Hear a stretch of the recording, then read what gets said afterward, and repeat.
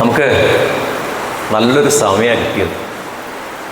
ഭക്ഷണമൊക്കെ കഴിഞ്ഞ് വയറൊക്കെ നിറഞ്ഞ് ഫാനിൻ്റെ ഒരു ഇളം കാറ്റൊക്കെ കിട്ടിക്കൊണ്ടിരിക്കുന്ന സമയത്ത് സ്വാഭാവികമായും ഉറക്കത്തിലേക്ക് പോകാനുള്ള ഒരു മൂഡായിരിക്കും നമുക്കുണ്ടാവും.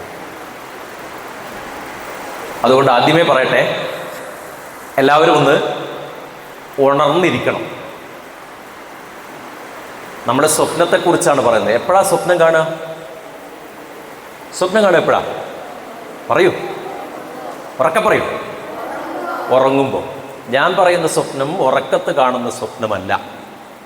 നമ്മുടെ മഹാനായ രാഷ്ട്രപതി APJ അബ്ദുൽ കലാം പറഞ്ഞതുപോലെ നമ്മളെ ഉറങ്ങാൻ സമ്മതിക്കാത്തതായിരിക്കണം സ്വപ്നം.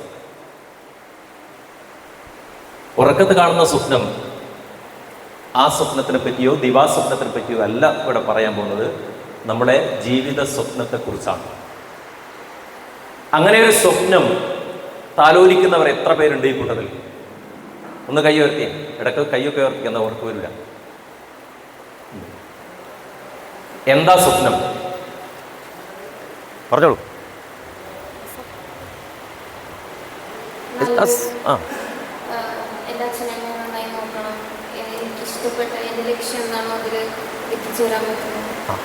ആ സ്വപ്നം എന്താണെന്നാ ചോദിച്ചത്?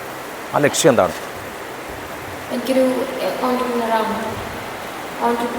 റൈറ്റ്. ഒരു സംരംഭകയാവണം എന്നാണ് അവിടെ ആഗ്രഹം. നല്ല ആഗ്രഹമാണ്, നല്ല സ്വപ്നമാണ്. നമ്മളൊക്കെ ജോലി നേടാനാണ് ശ്രമിക്കുക.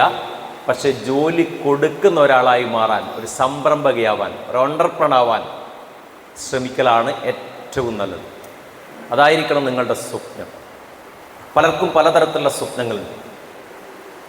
ഈ സ്വപ്നം നമുക്ക് ലക്ഷ്യമാക്കി മാറ്റണം. നമ്മുടെ ജീവിത ലക്ഷ്യമാക്കി ഈ സ്വപ്നത്തെ നമുക്ക് മാറ്റണം. നിങ്ങളൊക്കെ ഇവിടെ വന്നത് സിവിൽ സർവീസ് പരീക്ഷയിലേക്കുള്ള കാലെടുത്ത് വെക്കുന്ന ഒരു ബേസിക് നോളജ് കിട്ടാൻ വേണ്ടിയിട്ടാണെന്ന് എനിക്കറിയാം. എന്തുകൊണ്ടാണ് സിവിൽ സർവീസിനോട് ഇത്ര താല്പര്യം നിങ്ങൾക്ക്? ആരെങ്കിലും ഒരാൾ പറയൂ. നിങ്ങൾ പറയാൻ പഠിക്കൂ. ഏത് ചോദ്യത്തിനും ഒരു ഉത്തരം നമുക്കുണ്ടായിരിക്കണം. ഏത് ചോദ്യത്തിനും നിങ്ങൾ എന്നോട് ഏത് ചോദ്യം ചോദിച്ചോളൂ, ഉത്തരം ഞാൻ പറഞ്ഞു.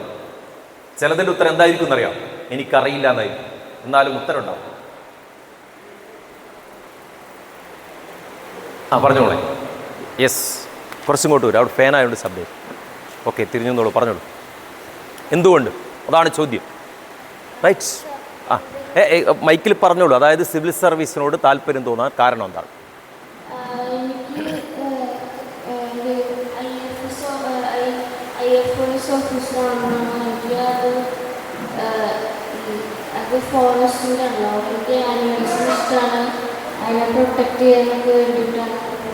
ഓക്കെ. ആകർഷകമായ ഒരു കരിയർ എന്നുള്ള നിലക്കാണ് പലർക്കും അതിനോട് താല്പര്യം തോന്നുന്നത്. നമുക്ക് പലപ്പോഴും അറിയാം, IAS IPS നമ്മൾ കണ്ടിട്ടുണ്ട്, കേട്ടിട്ടുണ്ട്, പലപ്പോഴും അടുത്തറിഞ്ഞിട്ടുണ്ടാവും.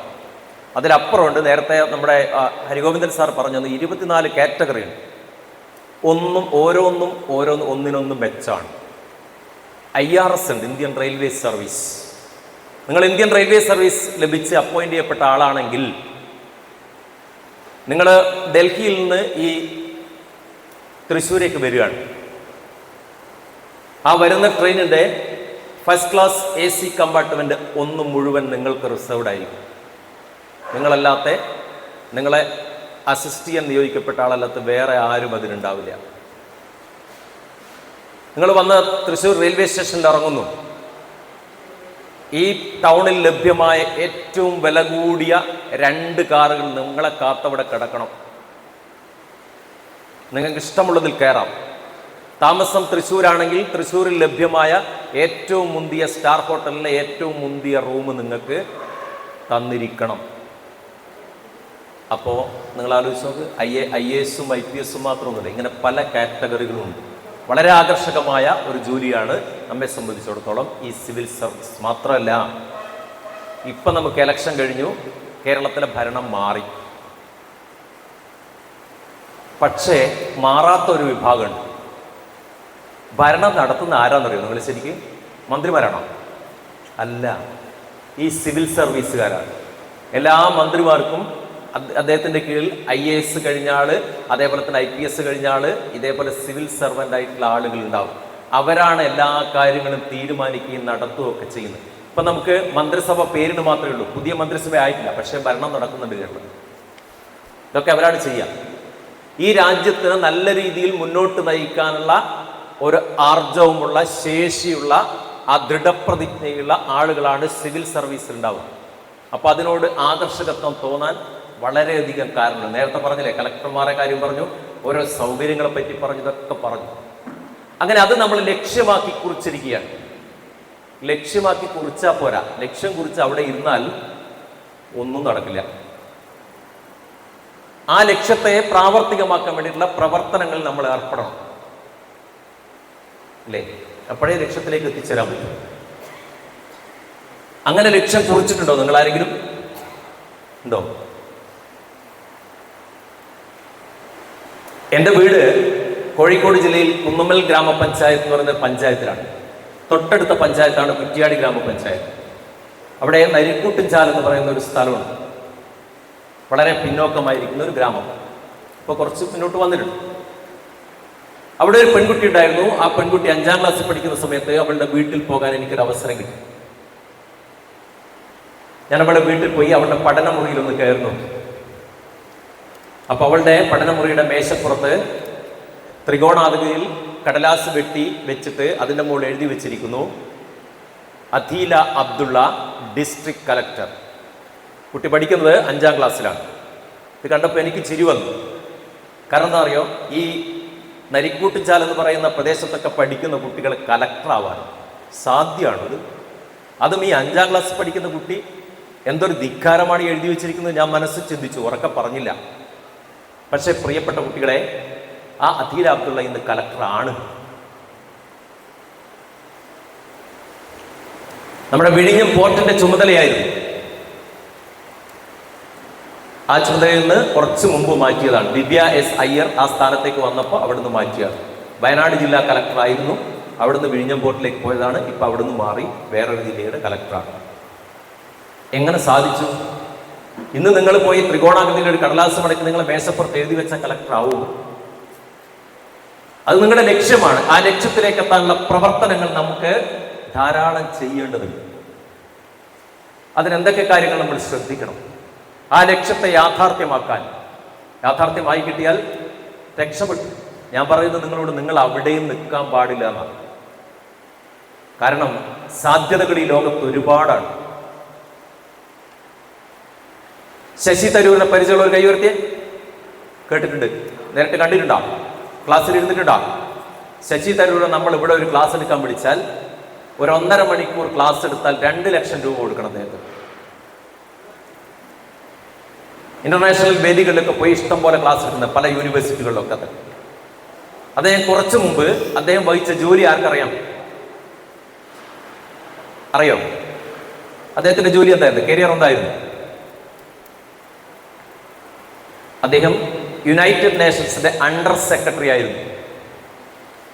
ഇതെന്താ നമുക്കിവിടെ എത്തിക്കൂടെ? എന്തേ തടസ്സം? നമ്മൾ എന്തിന് IAS-നും IPS-നും മാത്രം ഒതുങ്ങുന്നു? അതായത് ലോകത്തുള്ള പല രാജ്യങ്ങളുടെയും സംഘടനയായ ഐക്യരാഷ്ട്രസഭയുടെ പല വിങ്ങുകളിലും ജോലി നമ്മെ കാത്തു കിടക്കുകയാണ്. നമുക്കെന്തേ അത് സ്വപ്നം കണ്ടുകൂടാ?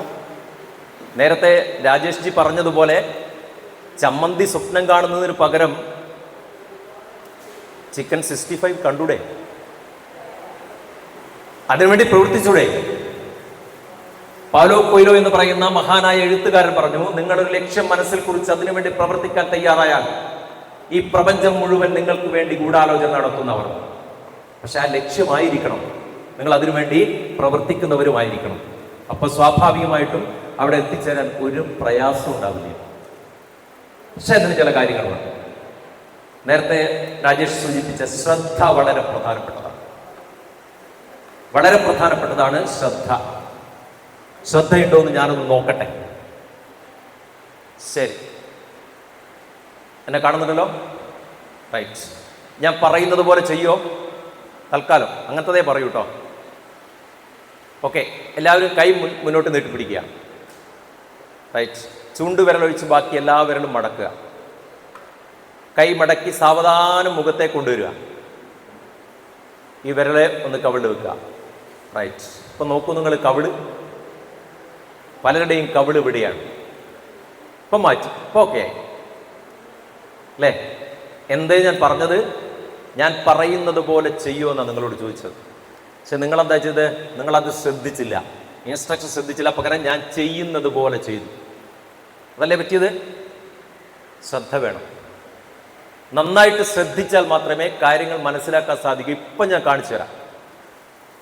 ഞാൻ ചില കാര്യങ്ങൾ ഒറ്റ പറയൽ മാത്രം, ഒരു പ്രാവശ്യം മാത്രം പറയും. നന്നായിട്ട് ശ്രദ്ധിച്ചിരുന്നോളാം. പറഞ്ഞു കഴിഞ്ഞ ഉടനെ ഞാൻ തിരിച്ചു ചോദിക്കും, ഇങ്ങോട്ട് പറഞ്ഞു തരണം. ആരോടാണോ ചോദിക്കുന്നത് അവർ പറയണം. റെഡിയല്ലേ? റെഡിയാണല്ലോ? ഞാൻ പറയാൻ പോണ്.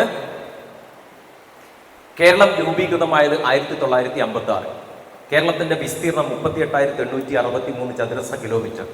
കേരളത്തിന് അന്ന് ജില്ലകൾ 5, ഇന്ന് ജില്ലകൾ 14. അവസാനമായി രൂപീകരിക്കപ്പെട്ട ജില്ല കാസർഗോഡ്. അതിന് തൊട്ടു മുമ്പ് രൂപീകരിക്കപ്പെട്ട ജില്ല പത്തനംതിട്ട. ഏറ്റവും വലിയ ജില്ല പാലക്കാട്. ഏറ്റവും ചെറിയ ജില്ല ആലപ്പുഴ.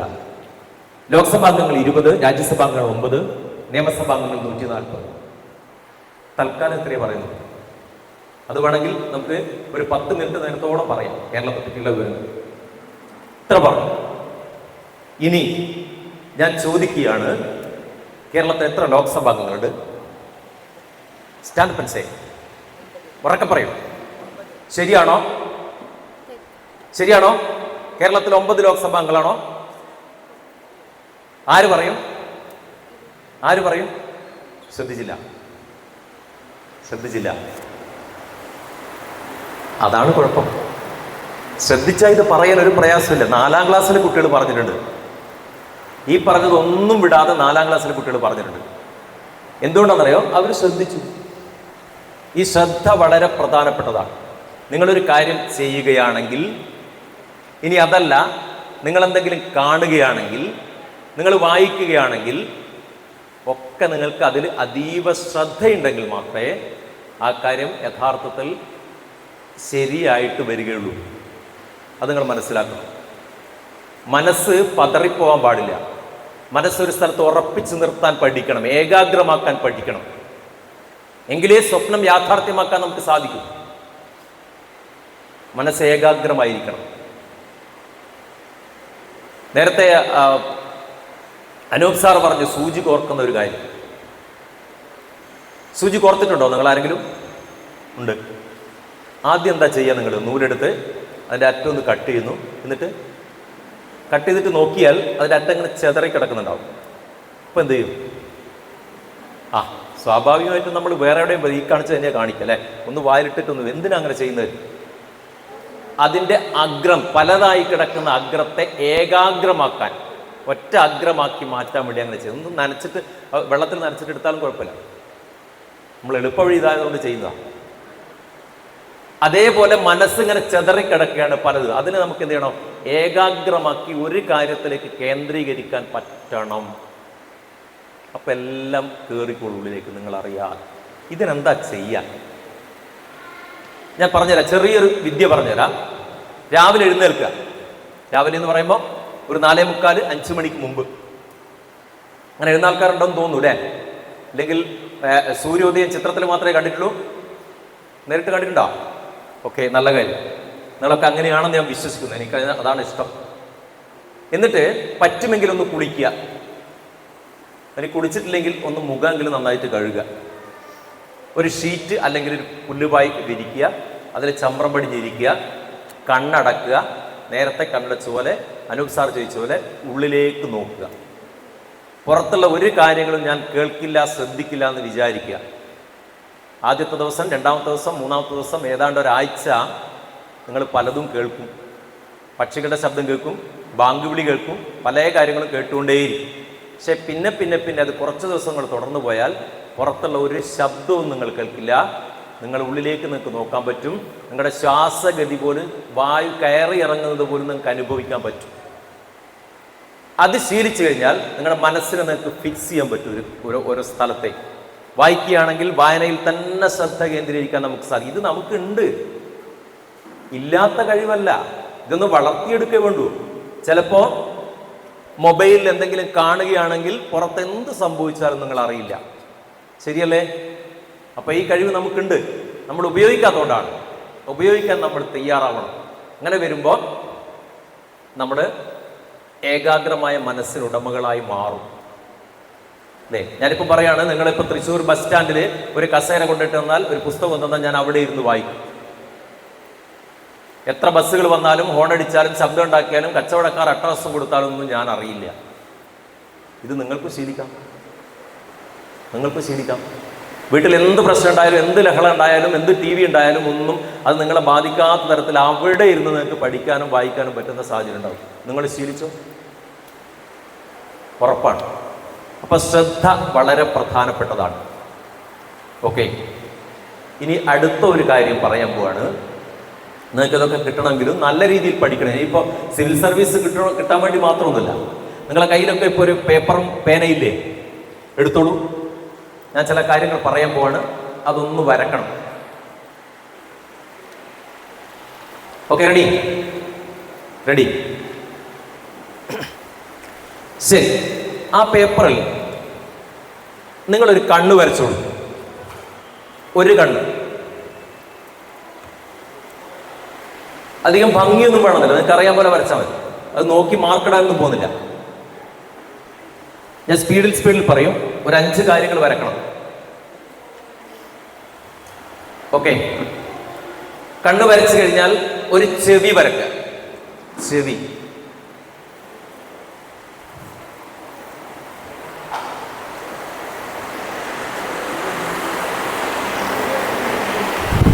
ഓക്കെ, ചെവി വരച്ചാൽ ഒരു കൈ വരക്കുക.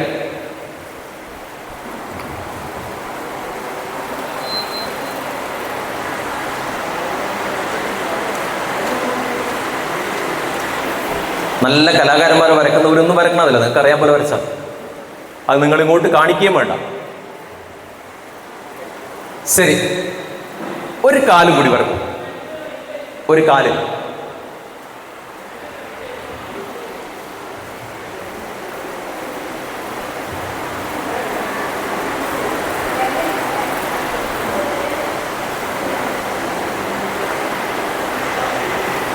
അവസാനമായി ഒരു വാല് കൂടി വരക്കും.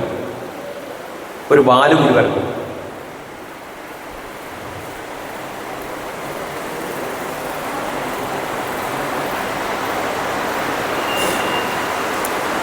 ഓക്കെ, കഴിഞ്ഞു.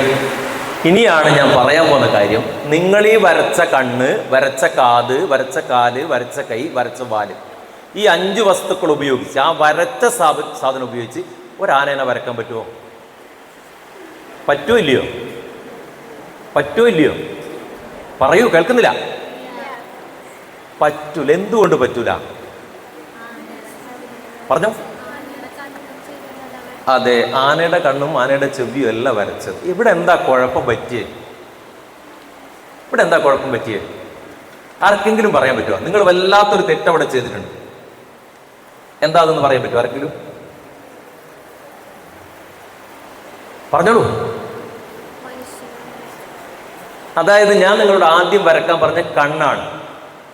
ആ സമയത്ത് എത്ര കുട്ടികളാണ് അവിടെ ഉള്ളത്? 75ഓ 100ഓ?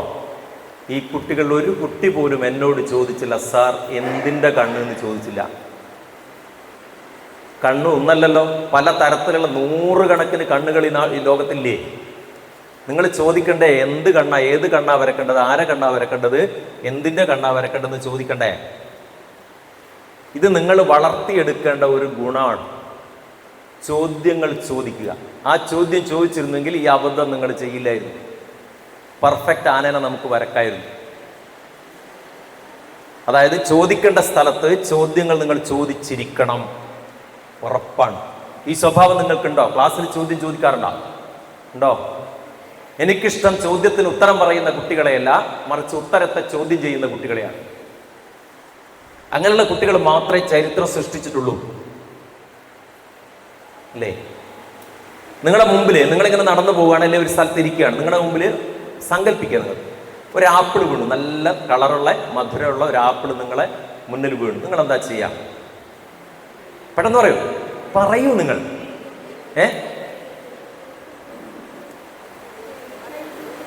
എടുത്ത് കഴിക്കും. പിന്നെ നമ്മൾ സ്വാഭാവികമായിട്ട് ചെയ്യാം. ആ ആപ്പിൾ നമ്മൾ എടുക്കും, ചുറ്റും നോക്കും, വേറെ രണ്ടാമതാരെയും കാണുന്നുണ്ടോ? ആരുമില്ല. എന്നാൽ പിന്നെ അപ്പടി വയറ്റിലാക്കും. ഇതേ ആപ്പിളായിരുന്നു ന്യൂട്ടന്റെ മുമ്പിൽ വീണത്. ന്യൂട്ടൻ അതെടുത്ത് വയറ്റിലേക്ക് ആക്കുകയല്ല ചെയ്തത്, അത് കയ്യിലെടുത്ത് പിടിച്ചിട്ട് ചോദ്യങ്ങൾ ചോദിച്ചു. എന്താ ചോദിച്ചത്? ഈ ആപ്പിൾ ഞെട്ടറ്റ് വീണ് പോകുന്ന സമയത്ത് എന്തുകൊണ്ടത് മേലോട്ട് പോയില്ല?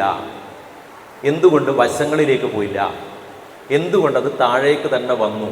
ഈ ചോദ്യങ്ങൾ ചോദിച്ചുകൊണ്ടേയിരുന്നപ്പോഴാണ് ഇത് ഒരു സവിശേഷതയാണ്, ഭൂമിയുടെ ഒരു സവിശേഷതയാണെന്നുള്ള ഉത്തരം ന്യൂട്ടന് കിട്ടിയത്. ഗ്രാവിറ്റേഷണൽ ഫോഴ്സ്, ഭൂഗുരുത്വ ബലം കൊണ്ടാണ് എല്ലാ വസ്തുക്കളെയും ഭൂമി ആകർഷിക്കുന്നത് കൊണ്ടാണ് ഇങ്ങനെ സംഭവിക്കുന്നത്. അത് വശങ്ങളിലേക്കോ മേലേക്കോ പോവാത്തത് ഉത്തരം കിട്ടി. ചോദ്യങ്ങളാണ് ഓരോ മനുഷ്യനെയും വളർത്തുന്നത്. നിങ്ങൾ ചോദ്യങ്ങൾ ചോദിച്ചുകൊണ്ടേയിരിക്കണം, അല്ലേ? ഞാൻ 5ാം ക്ലാസ്സിൽ സോഷ്യൽ സയൻസ് എടുക്കുകയാണ് ഒരു ദിവസം. അപ്പോൾ എൻ്റെ വിഷയം സോഷ്യലാണ്. അപ്പോൾ ഞാനത് പറയും, ഞാൻ ഭൂമിയെ പറ്റി ഇങ്ങനെ പഠിപ്പിച്ചുകൊണ്ടിരിക്കുക. അപ്പോൾ ഒരു കുട്ടി ചാടി വേണ്ടിയിട്ട് പറഞ്ഞു, സാർ ഒരു സംശയമുണ്ട്. ഞാൻ വിചാരിച്ചു ഭൂമിയെ പറ്റിയുള്ള എന്തെങ്കിലും സംശയമായിരിക്കും.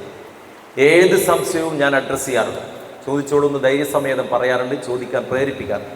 അങ്ങനെ കുട്ടി ചാടി വേണ്ടിയിട്ട് എന്നോട് ചോദിക്കുകയാണേ, സാർ ആനക്ക് എത്ര പല്ലുണ്ടാവും? കഴിഞ്ഞു എൻ്റെ കഥ. ഞാനത് എവിടെയും വായിച്ചിട്ടില്ല, എവിടെയും പഠിച്ചിട്ടില്ല, എനിക്കൊട്ട് അറിയുകയുമില്ല. പക്ഷെ ആ ചോദ്യം ചോദിച്ച കുട്ടിയെ ഞാൻ പ്രോത്സാഹിപ്പിച്ചു. വെരി ഗുഡ് ക്വസ്റ്റ്യൻ, കാരണം ഇത് എനിക്കും അറിയില്ല, എനിക്കും പഠിക്കാറും. ഇതിൻ്റെ ഉത്തരം ഞാൻ നിനക്ക് തരും, ഇപ്പം എനിക്കറിയില്ല, കുട്ടിയോട് പറഞ്ഞു. അങ്ങനെ ഞാനത് ഉത്തരം തേടി കുറേ സ്ഥലങ്ങളിലേക്ക് പോയി. 94-ലാണ് സംഭവം. അന്ന് നമ്മുടെ നാട്ടിലൊന്നും ഇന്റർനെറ്റ് എന്താണെന്ന് അറിയില്ല, കമ്പ്യൂട്ടർ കൈകൊണ്ട് പോലും തൊട്ടിട്ടില്ല. ഞാൻ ആദ്യം പോയത് എൻ്റെ വീട്ടിനടുത്തുള്ള ഒരു മൃഗ ഡോക്ടറുടെ വീട്ടിലേക്കാണ്. കാരണം മൃഗങ്ങളുടെയൊക്കെ അനാട്ടമിയൊക്കെ പഠിച്ച ആളാണല്ലോ. അദ്ദേഹത്തിൻ്റെ അടുത്ത് നിന്ന് ഉത്തരം കിട്ടുന്ന അയാളെടുത്ത് പോയി അയാളോട് ചോദിച്ചപ്പോൾ അയാൾ കൈമലർത്തി, അയാൾക്കറിയില്ല. അദ്ദേഹം നമ്പർ തന്നിട്ട് വേറൊരു മൃഗ ഡോക്ടറെ വിളിച്ചു, അയാളോട് ചോദിച്ചു, അയാൾക്കും അറിയില്ല. എവിടുന്ന് കിട്ടും ഈ ഉത്തരം? ബയോളജി ടീച്ചേഴ്സിനോട് കുറേ ആൾക്കാരോട് ചോദിച്ചു, ആർക്കും അറിയില്ല. അതെൻ്റെ മനസ്സ് കിടന്നിങ്ങനെ പടക്കുകയാണ്. അവസാനം ഒരു ദിവസം ഞാൻ കോഴിക്കോട് ടൗണിൽ വന്നപ്പോൾ എൻ്റെ ഒരു സുഹൃത്തുണ്ടായിരുന്നു, അദ്ദേഹത്തിൻ്റെ വീട്ടിൽ പോയതാണ്. വീട്ടിൽ പോയ സമയത്ത് ഞങ്ങളുടെ ചർച്ചയിൽ ഈ വിഷയം വന്നു. ഞാൻ എല്ലാവരോടും ചോദിക്കും, കാണുന്ന എല്ലാവരോടും ഇങ്ങനെ ചോദിച്ചുകൊണ്ടിരിക്കും, കാരണം എനിക്ക് ഉത്തരം കിട്ടണമല്ലോ.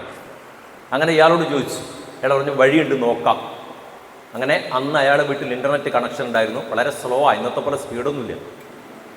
അപ്പോൾ നെറ്റിൽ ഈ വിഷയം അടിച്ചു നോക്കി, ഉത്തരം നോക്കി കണ്ടെത്തി എനിക്ക് പറഞ്ഞു. അന്ന് ഞാൻ അനുഭവിച്ച ഒരു സന്തോഷമുണ്ടല്ലോ, പറഞ്ഞറിയിക്കാൻ പറ്റാത്തതാണ്. നമ്മുടെ ആർക്കിമിഡീസ് യുറേക്ക എന്ന് പറഞ്ഞ് ഓടിയതുപോലെ ഓടാനാണ് എനിക്ക് തോന്നിയത്.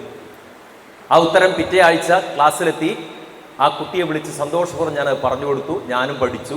ഇപ്പം എനിക്കറിയാം, പക്ഷെ ഞാൻ നിങ്ങളോട് പറയുന്നില്ല, നിങ്ങൾ കണ്ടുപിടിച്ചു. അത് ചോദ്യമാണ്. ആ കുട്ടി ചോദിച്ചുകൊണ്ടാണ് എനിക്ക് പോലും മനസ്സിലാക്കാൻ സാധിച്ചു. മറ്റൊരവസരത്തിൽ ഇതേ ക്ലാസ്സിലെ കുട്ടി, 5ാം ക്ലാസ്സിലെ കുട്ടി, ഈ കുട്ടിയല്ല വേറെ കുട്ടി എന്നോട് ചോദിച്ചു. ഞാൻ ഭൂമിശാസ്ത്രം പഠിപ്പിക്കുകയാണ്, ഭൂമിയുടെ കാര്യങ്ങളൊക്കെ ഗ്ലോബ് വെച്ച് പഠിപ്പിക്കുകയാണ്. ഇത് ഇന്ത്യയാണ് മക്കളെ. അങ്ങനെ കറക്കി ഇതിൻ്റെ നേരെ ഓപ്പോസിറ്റ് അമേരിക്കയാണ്. ഒരു കുട്ടി എന്നോട് ചോദിച്ചു, സാർ ഇന്ത്യയിൽ നിന്ന് നമ്മൾ ചാടി മേലോട്ട് നിൽക്കുകയാണ് കുറച്ചു നേരം, ഇപ്പം കറങ്ങി അമേരിക്ക ഇവിടെ വരുമ്പോൾ അമേരിക്കയിൽ ഇറങ്ങാൻ പറ്റൂലേ? എന്താ ചോദ്യം നിങ്ങൾ ആലോചിച്ചോ? എത്ര ഭാവനാപൂർണമായ ചോദ്യമാണത്, അല്ലേ? എന്താ നിങ്ങളുടെ അഭിപ്രായം? അങ്ങനെ പറ്റൂലേ? നമ്മൾ ചാടി കുറച്ച് അന്തരീക്ഷത്തിൽ മേലെ അവിടെ നിൽക്കുന്നു, എന്തിൻ്റെയൊക്കെ സഹായത്തോടെ അവിടെ നിൽക്കുന്നു. കറങ്ങി അമേരിക്ക ഇവിടെ എത്തുമ്പോൾ അമേരിക്കയിൽ ഇറങ്ങാൻ പറ്റൂലേ? എന്തുകൊണ്ട് പറ്റൂല? പറയൂ. ഗ്രാവിറ്റേഷൻ കിടന്നോട്ടെ, എന്തുകൊണ്ട് പറ്റൂല? പറ്റില്ല, ഒരു സംശയമുണ്ട്, അങ്ങനെ പറ്റില്ല. കാരണം നമ്മൾ ചാടി അന്തരീക്ഷത്തിൽ നിന്നാലും നമ്മളെയും കൊണ്ടേ കറങ്ങും. കാരണം ഈ വായു അന്തരീക്ഷത്തെ ഒന്നിച്ചാണ് കറങ്ങുന്നത്. നമ്മൾ അവിടെ നിന്നാലും നമ്മളും കറങ്ങും അതിൻ്റെ കൂടെ. നമുക്ക് ഇന്ത്യയിലേ ഇറങ്ങാൻ പറ്റും, അമേരിക്കയിൽ ഇറങ്ങാൻ പറ്റില്ല. പക്ഷെ അതൊരു സംശയമായ ഒരു 5ാം ക്ലാസ്സിലെ കുട്ടി ചോദിക്കുക പറഞ്ഞാൽ അവൻ്റെ ചിന്ത എത്രയാണ് നിങ്ങൾ ആലോചിച്ചു? ഇത് ചോദ്യത്തിന്റെ ഗുണമാണ്. അപ്പൊ ഈ തരത്തിലുള്ള ചോദ്യങ്ങൾ ഓരോ വിഷയം കിട്ടുന്ന സമയത്തും അതിലിങ്ങനെ ചോദ്യങ്ങൾ ചോദിച്ചുകൊണ്ടേയിരിക്കണം. നിങ്ങൾ വളരെ മൈന്യൂട്ടായിട്ട് കാര്യങ്ങൾ മനസ്സിലാക്കണം. വളരെ മൈന്യൂട്ടായി. ചെറുതെന്ന് തോന്നിക്കുന്ന വിഷയങ്ങളൊന്നും ചെറുതല്ല, അതൊക്കെ വലിയ വിഷയങ്ങളാണെന്ന് മനസ്സിലാക്കണം. അത് പഠിക്കാൻ തയ്യാറാവണം. വളരെ രസകരമാവും ഈ പഠനം വളരെ രസകരമാവും ഈ തരത്തിൽ നിങ്ങൾ പഠിക്കുകയാണെങ്കിൽ. അതേപോലെ നല്ല ഭാവനാപൂർണമായ കാര്യങ്ങൾ കാണാൻ പറ്റണം. ഒരു ദിവസം നേരത്തെ പറഞ്ഞതുപോലെ ക്ലാസ് എടുക്കുകയാണേ, താജ്മഹലിനെ പറ്റിയാണ് ക്ലാസ് എടുക്കുന്നത്. അപ്പൊ നിങ്ങൾ സംസാര മധ്യേ ഞാൻ പറഞ്ഞു 20,000 ജോലിക്കാർ 20 ദിവസം തുടർച്ചയായിട്ട് പണിയെടുത്തിട്ടാണ് താജ്മഹൽ ഉണ്ടാക്കിയത്. ഒരു കുട്ടി ചിരിയോട് ചിരി അടക്കാൻ പറ്റുന്നില്ല, വായ പൊത്തിപ്പിടിച്ച് ചിരിക്കുകയാണ്. അപ്പൊ എനിക്ക് അത്യാവശ്യം അതൊരു ഇൻസൾട്ടായിട്ട് തോന്നി. ഞാൻ പറഞ്ഞു സ്റ്റാൻഡപ്പ്, എന്താ പ്രശ്നം ചോദിച്ചു. ഇപ്പൊ കുട്ടി പറയണേ, സാർ എൻ്റെ വീട്ടിൽ 4-5 പണിക്കാരുണ്ടാകുമ്പോൾ വലിയൊരു ചെമ്പിലാണ് അമ്മ ചോറ് വെക്കുക. 20,000 പണിക്കാർക്ക് ചോറ് വെക്കാൻ എത്ര വലിയ ചെമ്പ് വേണമെന്ന് ഞാൻ ആലോചിച്ചു. അതാ ചിരിച്ചു വരുന്നു. അതൊരു ഭാവനയാണ്. ഞാൻ തളർത്തിയില്ല, നന്നായിരിക്കും എന്ന് പറഞ്ഞു. അതൊരു ഭാവനയാണ്. ഇങ്ങനെ നമുക്ക് ക്രിയേറ്റീവായിട്ട് ചിന്തിക്കാനുള്ള ശേഷി ഉണ്ടാവണം. എല്ലാത്തിൻ്റെ മുകളിൽ നിങ്ങൾ ചിന്തിക്കണം. എന്തുകൊണ്ട് അങ്ങനെ, അല്ലെ? ശാസ്ത്ര സാഹിത്യ പരിഷത്ത് പുറത്തിറക്കിയ ഒരു പുസ്തകമുണ്ട്. പുസ്തകത്തിന്റെ പേര് എന്തുകൊണ്ട് എന്തുകൊണ്ട് എന്തുകൊണ്ട് ആണ് പുസ്തകത്തിന്റെ പേര്. നിങ്ങൾ ആരും കണ്ടിട്ടുണ്ടോ പുസ്തകം? ഒരാൾ വായിച്ചിട്ടുണ്ട്. ഓക്കെ, 100 കാര്യങ്ങൾ എന്തുകൊണ്ടാണ് അങ്ങനെ എന്ന് പറയുന്ന 100 കാര്യങ്ങൾക്കുള്ള ഉത്തരാണ്. ചിലന്തി കെട്ടുന്ന വലയിൽ ഒട്ടിപ്പിടിച്ചിട്ടാണ് മറ്റ് ജീവികൾ ചിലന്തി ഭക്ഷണമാക്കുന്നത്. പക്ഷേ ചിലന്തി സ്വന്തം വലയിൽ ഒട്ടിപ്പോവാത്തത് എന്തുകൊണ്ട്? ഒരു ചോദ്യമാണ് നിങ്ങളുടെ. അത് വായിച്ചാൽ നമുക്ക് ക്ലിയർ ആവും. റെയിൽ പാളങ്ങൾക്കിടയിൽ ചെറിയ ഗ്യാപ്പ് ഇടുന്നത് എന്തിനാണ്? 2 പാളങ്ങൾ ഇങ്ങനെ മുട്ടിച്ചു വെക്കൂല, ചെറിയൊരു ഗ്യാപ്പ് ഇടും. എന്തിനാണ് അങ്ങനെ ഗ്യാപ്പ് ഇടുന്നത്? അതിലുണ്ട്. ഞാനത് 4-5 ക്ലാസ് പഠിക്കുന്ന സമയത്ത് വായിച്ചതാണ്. എൻ്റെ കയ്യിൽ അതിൻ്റെ കോപ്പിയുണ്ട്. അപ്പൊ ഇങ്ങനെ ഓരോ കാര്യങ്ങളെ പറ്റി നമ്മൾ ഇതിനെന്താ പ്രത്യേകത എന്ന് പറയുന്നത്, നിങ്ങൾ ചോദിച്ച് പഠിക്കുകയാണെങ്കിൽ അത് അവിടെ കിടക്കും, ഒരിക്കലും മറക്കൂല. അതാണ് പ്രത്യേകത. അതുകൊണ്ട് ചോദ്യം ചോദിക്കാനുള്ള ഒരു പ്രവണത എപ്പോഴും ഉണ്ടാവണം. നെക്സ്റ്റ്, നിരീക്ഷണ പാഠവും. അല്ലേ, ചോദിച്ചു, ആരോടോ ചോദിച്ചു, നിങ്ങളെ സ്കൂളിൻ്റെ അടുത്തുള്ള ആ തോടിൻ്റെ പേരെന്താണ് എന്ന് ചോദിച്ചില്ലേ? നേരത്തെ പറഞ്ഞില്ലേ? ഇതെന്തുകൊണ്ടാണ്? നിരീക്ഷണ പാഠമാണ്. IAS ഇന്റർവ്യൂ 3-ാം നിലയിലാണ് നടക്കുന്നത്. 3-ാം നിലയിൽ ഉദ്യോഗാർത്ഥിയുടെ നമ്പർ വിളിച്ചു, അദ്ദേഹം കയറിപ്പോകാൻ സമയത്ത് ഇന്റർവ്യൂ ബോർഡിൽ എല്ലാവരും ഇരിക്കുന്നുണ്ട്. ഒരു കസേര അവിടെ വേക്കൻ്റ് ആയിട്ടുണ്ട്. Sir, may come in sir? Yes, come in. Please take your seat. ഇരുന്നു. ആദ്യത്തെ ചോദ്യം എന്താണെന്നറിയാം? നിങ്ങൾ കയറി വന്ന കോണിക്ക് എത്ര സ്റ്റെപ്പ് ഉണ്ടെന്നാണ്. ഏത് സിലബസിലാണ് നമ്മൾ പഠിച്ചത്? ഏത് ക്ലാസ്സിലെ പാഠപുസ്തകത്തിലാണ് ഇതുള്ളത്? എന്തേ ആ ചോദ്യം ചോദിക്കാൻ കാരണം? അളക്കുകയാണ് നമ്മളെ. പരിസരം നിരീക്ഷിക്കുന്നതിൽ, കാര്യങ്ങൾ നിരീക്ഷിക്കുന്നത് നമ്മൾ എത്രത്തോളം ശ്രദ്ധാലുവാണെന്ന് പഠിക്കുകയാണ് അവർ നമ്മളെ പറ്റി. അതിന്റെ ഉത്തരം തെറ്റിപ്പോയാൽ വലിയ കുഴപ്പമൊന്നുമില്ല. അവിടെ ഉത്തരം പറയാൻ പറ്റണം വ്യക്തമായിട്ട്. നമുക്ക് പറയാനുള്ള കാര്യങ്ങൾ വ്യക്തമായിട്ട് പറയാന്നുള്ളതാണ്. സോറി സർ, ഞാൻ വരുന്ന വഴിക്ക് ആ കാര്യം ശ്രദ്ധിച്ചില്ല എന്ന് പറഞ്ഞാൽ അവർക്ക് തൃപ്തിയായി. നിങ്ങൾ എങ്ങനെ ഒരു ചോദ്യത്തെ അഡ്രസ്സ് ചെയ്യുന്നു എന്നുള്ളതാണ്. ഇനി ശരിയായ ഉത്തരം അറിയുകയാണെങ്കിൽ അത് ഓക്കെ.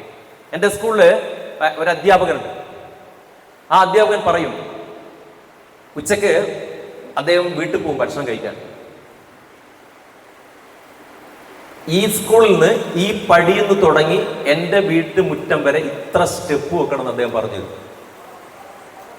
അതൊരു പഠിപ്പാണ്, അതൊരു നിരീക്ഷണമാണ്.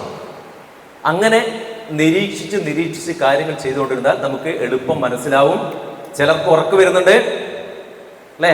ഓക്കെ, ഒന്ന് കൈയടിക്കാം നമുക്ക്. ഞാൻ പറയാം, ഒരു പ്രത്യേക തരത്തിലുള്ള കൈയടിയാണ്. എല്ലാവരും ഒന്ന് ശ്രദ്ധിക്കുക. ഞാൻ കൈ ഇങ്ങനെ പിടിച്ചിട്ടുണ്ട്. ഞാൻ ഒരു പ്രാവശ്യം ഇങ്ങനെ ആക്കുന്ന സമയത്ത് നിങ്ങൾ ഒറ്റ കൈയടിക്കാം.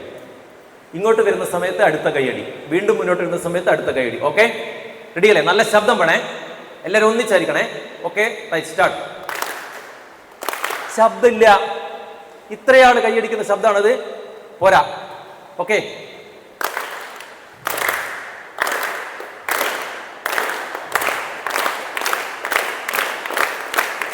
ഓക്കെ. എന്തുപോലെ തോന്നി? എന്തുപോലെ തോന്നി? അത് ശ്രദ്ധിച്ചില്ല. ആർക്കെങ്കിലും എന്തെങ്കിലും പോലെ തോന്നിയോ? മഴ പോലെ. വേറെ ഒന്നും തോന്നിയോ?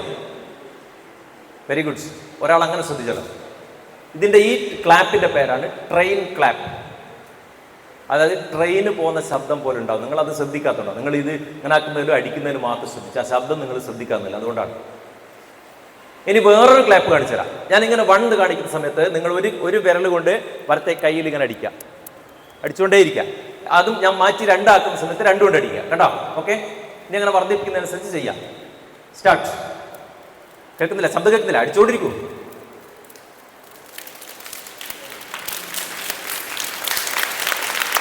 ഇതെന്ത് പോലെ തോന്നി? ഓക്കെ. ഇത് റെയിൻ ക്ലാപ്പാണ്. ഇത് മഴ പെയ്യുന്ന ശബ്ദം പോലെ തോന്നും. എല്ലാവരും ഭംഗിയായിട്ട് ചെയ്യുന്നത്. ഇത് റെയിൻ ക്ലാപ്പാണ്. ഓക്കെ, ശരി. അപ്പോൾ ഇനി വേറൊരു കാര്യം പറഞ്ഞല്ലോ, നിങ്ങൾ IAS അല്ല, IPS അല്ല, എന്തായാലും. എൻ്റെ ഒരു ബന്ധു ഇപ്പം പോളണ്ടിൽ വർക്ക് ചെയ്യാണ്. MSc ഫിസിക്സ് കഴിഞ്ഞിട്ടാണ് അവിടെ ജോലിക്ക് വേണ്ടി പോയത്. ഒരു കമ്പനിയിൽ വിളിച്ചു, ആ കമ്പനി അപ്പോയിന്റ് ചെയ്തു. ഇപ്പം ശമ്പളം ഏതാണ്ട് നമ്മുടെ 2.5 ലക്ഷം രൂപ മാസത്തിൽ ശമ്പളമുണ്ട്. പക്ഷെ ഒരു കാര്യം പറയട്ടെ, അവൻ ഏതുവരെ പഠിച്ചിരുന്നോ അതിൻ്റെ തെളിവായിട്ട് സർട്ടിഫിക്കറ്റ് എടുക്കുന്നോ ഒന്നും ആ കമ്പനി ഇതുവരെ ആവശ്യപ്പെട്ടിട്ടില്ല.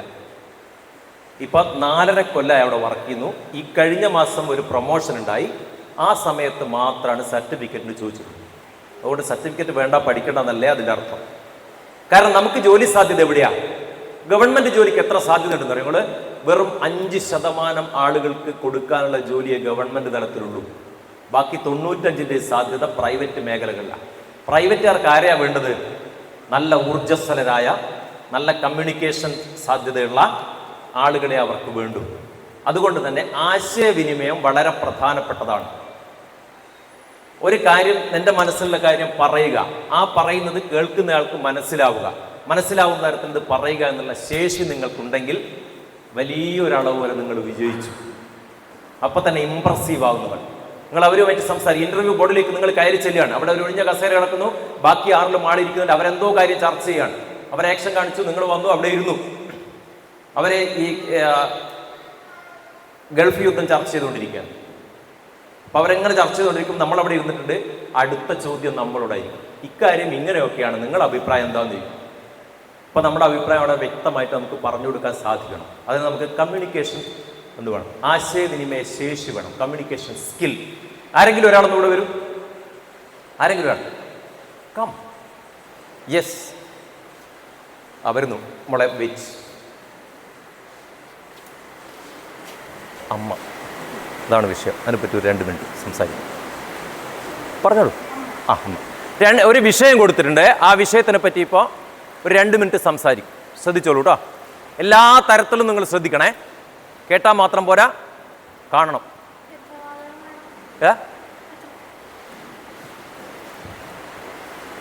എനിക്ക് തന്നിരിക്കുന്ന വിഷയം അമ്മ എന്നാണ്.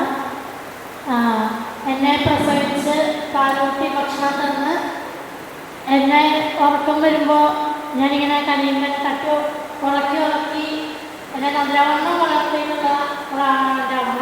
ഇത് അവിടെ ഇരിക്കുന്നുണ്ട്. എൻ്റെ അമ്മയുടെ പേര് പാർവതി എന്നാണ്. സംസ്കൃതം ടീച്ചറാണ്. SH CGHS Chalakudy. അപ്പോൾ അമ്മ കുഞ്ഞുനാൾ തൊട്ട് പിന്നെ അച്ചടക്കത്തോടെ വളർത്തിയിട്ടുണ്ട്. എന്നാലും ഞാൻ കുറച്ച് കുടുംബം കാണിക്കും. അപ്പോൾ അമ്മ ചിലപ്പോൾ ദേഷ്യപ്പെടും, ചിലപ്പോൾ തല്ലും. അതൊക്കെ എപ്പോഴും ഉണ്ടാകാറുള്ളതാണ്. പിന്നെ ഭയങ്കര സ്നേഹമാണ് അമ്മയോട് എനിക്ക് അമ്മയോടും. മാത്രമല്ല എൻ്റെ വീട്ടിലിപ്പോൾ ഒരു ഒച്ചപ്പാട് ഇതൊക്കെ ഉണ്ടാവുമെങ്കിൽ അമ്മ വിചാരിച്ചാൽ മാത്രം മതി. അത് മാത്രമല്ല സന്തോഷത്തിൻ്റെ ആണെങ്കിലും ദേഷ്യത്തിൻ്റെ ആണെങ്കിലും അത് അമ്മയുടെ ഒരു ഒച്ച മതി അവിടെ പിന്നെ വളരാനായിട്ട്. അതാണ് അമ്മ. വീട്ടിലത്തെ ഒരു കോർഡിനേറ്റർ അമ്മയാണ്. Thank you. ഒരു നല്ല കൈയ്യടി കൊടുത്തേ എല്ലാവരും ഒന്നിച്ച്. ഓക്കെ, നിങ്ങളെ കൂട്ടത്തിൽ നിന്ന് വിളിച്ചപ്പോൾ ധൈര്യസമേതം വന്നു. കിട്ടിയ വിഷയത്തെ പറ്റി മോശമല്ലാത്ത തരത്തിൽ സംസാരിച്ചു. നന്നായി അല്ലേ? നിങ്ങൾക്ക് എന്ത് തോന്നുന്നു? ഇനി പറയാം. ഇനി ശ്രദ്ധിക്കുക. നമ്മൾ ഒരു കാര്യം പറയുമ്പോൾ ശ്രദ്ധിക്കേണ്ട ചില കാര്യങ്ങൾ പറയാം. ഒന്ന്, വളരെ ക്ലിയർ ആയിരിക്കണം, ഓഡിബിൾ ആയിരിക്കണം പറയുന്ന കാര്യങ്ങൾ. നമ്മളെന്തോ പറഞ്ഞോ മറ്റുള്ളവരൊന്നും കേൾക്കുന്നില്ലാത്ത തരത്തിൽ പറയരുത്. വ്യക്തമായിരിക്കണം നമ്മൾ പറയുന്നത്, ഓഡിബിൾ.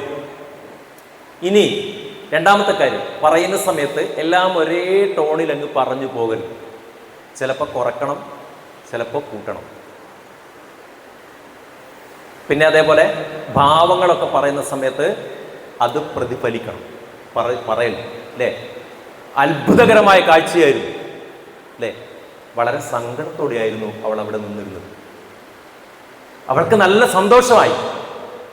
ടോണ് മാറണം ഓരോന്ന് പറയുന്ന സമയത്ത് അല്ലേ? വോയിസ് മോഡുലേഷൻ എന്ന് പറയും. ഉയർത്തനെടുത്ത് ഉയർത്തണം, താഴ്ത്തനെടുത്ത് താഴ്ത്തണം. പിന്നെയോ ഫേഷ്യൽ എക്സ്പ്രഷൻ, മുഖം വളരെ പ്രധാനപ്പെട്ടതാണ്. നിങ്ങളെ കേൾക്കുന്നയാൾ നിങ്ങളെ കണ്ടുകൊണ്ട് നിങ്ങളെ മുഖം സംസാരിക്കും. അത് നമുക്കറിയാം. നമ്മൾ ഒരാൾ നിങ്ങളോട് പറയുകയാണെങ്കിൽ നോക്കുക, ആ സമയത്ത് മുഖത്ത് ആക്ഷൻ വരും അല്ലേ? അത്ഭുതം എന്ന് പറയുന്ന സമയത്ത് മുഖത്ത് അത്ഭുതം വിടരണം. സന്തോഷം എന്ന് പറയുന്ന സമയത്ത് മുഖത്ത് സന്തോഷം വരണം. സങ്കടം എന്ന് പറയുന്ന സമയത്തും മുഖത്ത് സങ്കടം വരണം അല്ലേ? ഈ മുഖം സംസാരിക്കും, ഫേഷ്യൽ എക്സ്പ്രഷൻ വേണം. ഇനി വെറുപ്പൊഴിച്ച് പറയുകയാണെങ്കിൽ ആരാ നിന്നോട് അവിടെ ഇരിക്കാൻ പറഞ്ഞത് എന്ന് ചോദിക്കുന്ന സമയത്ത് ഇത് മുഖത്ത് വരണം. ഫേഷ്യൽ എക്സ്പ്രഷൻ വളരെ പ്രധാനപ്പെട്ടതാണ്.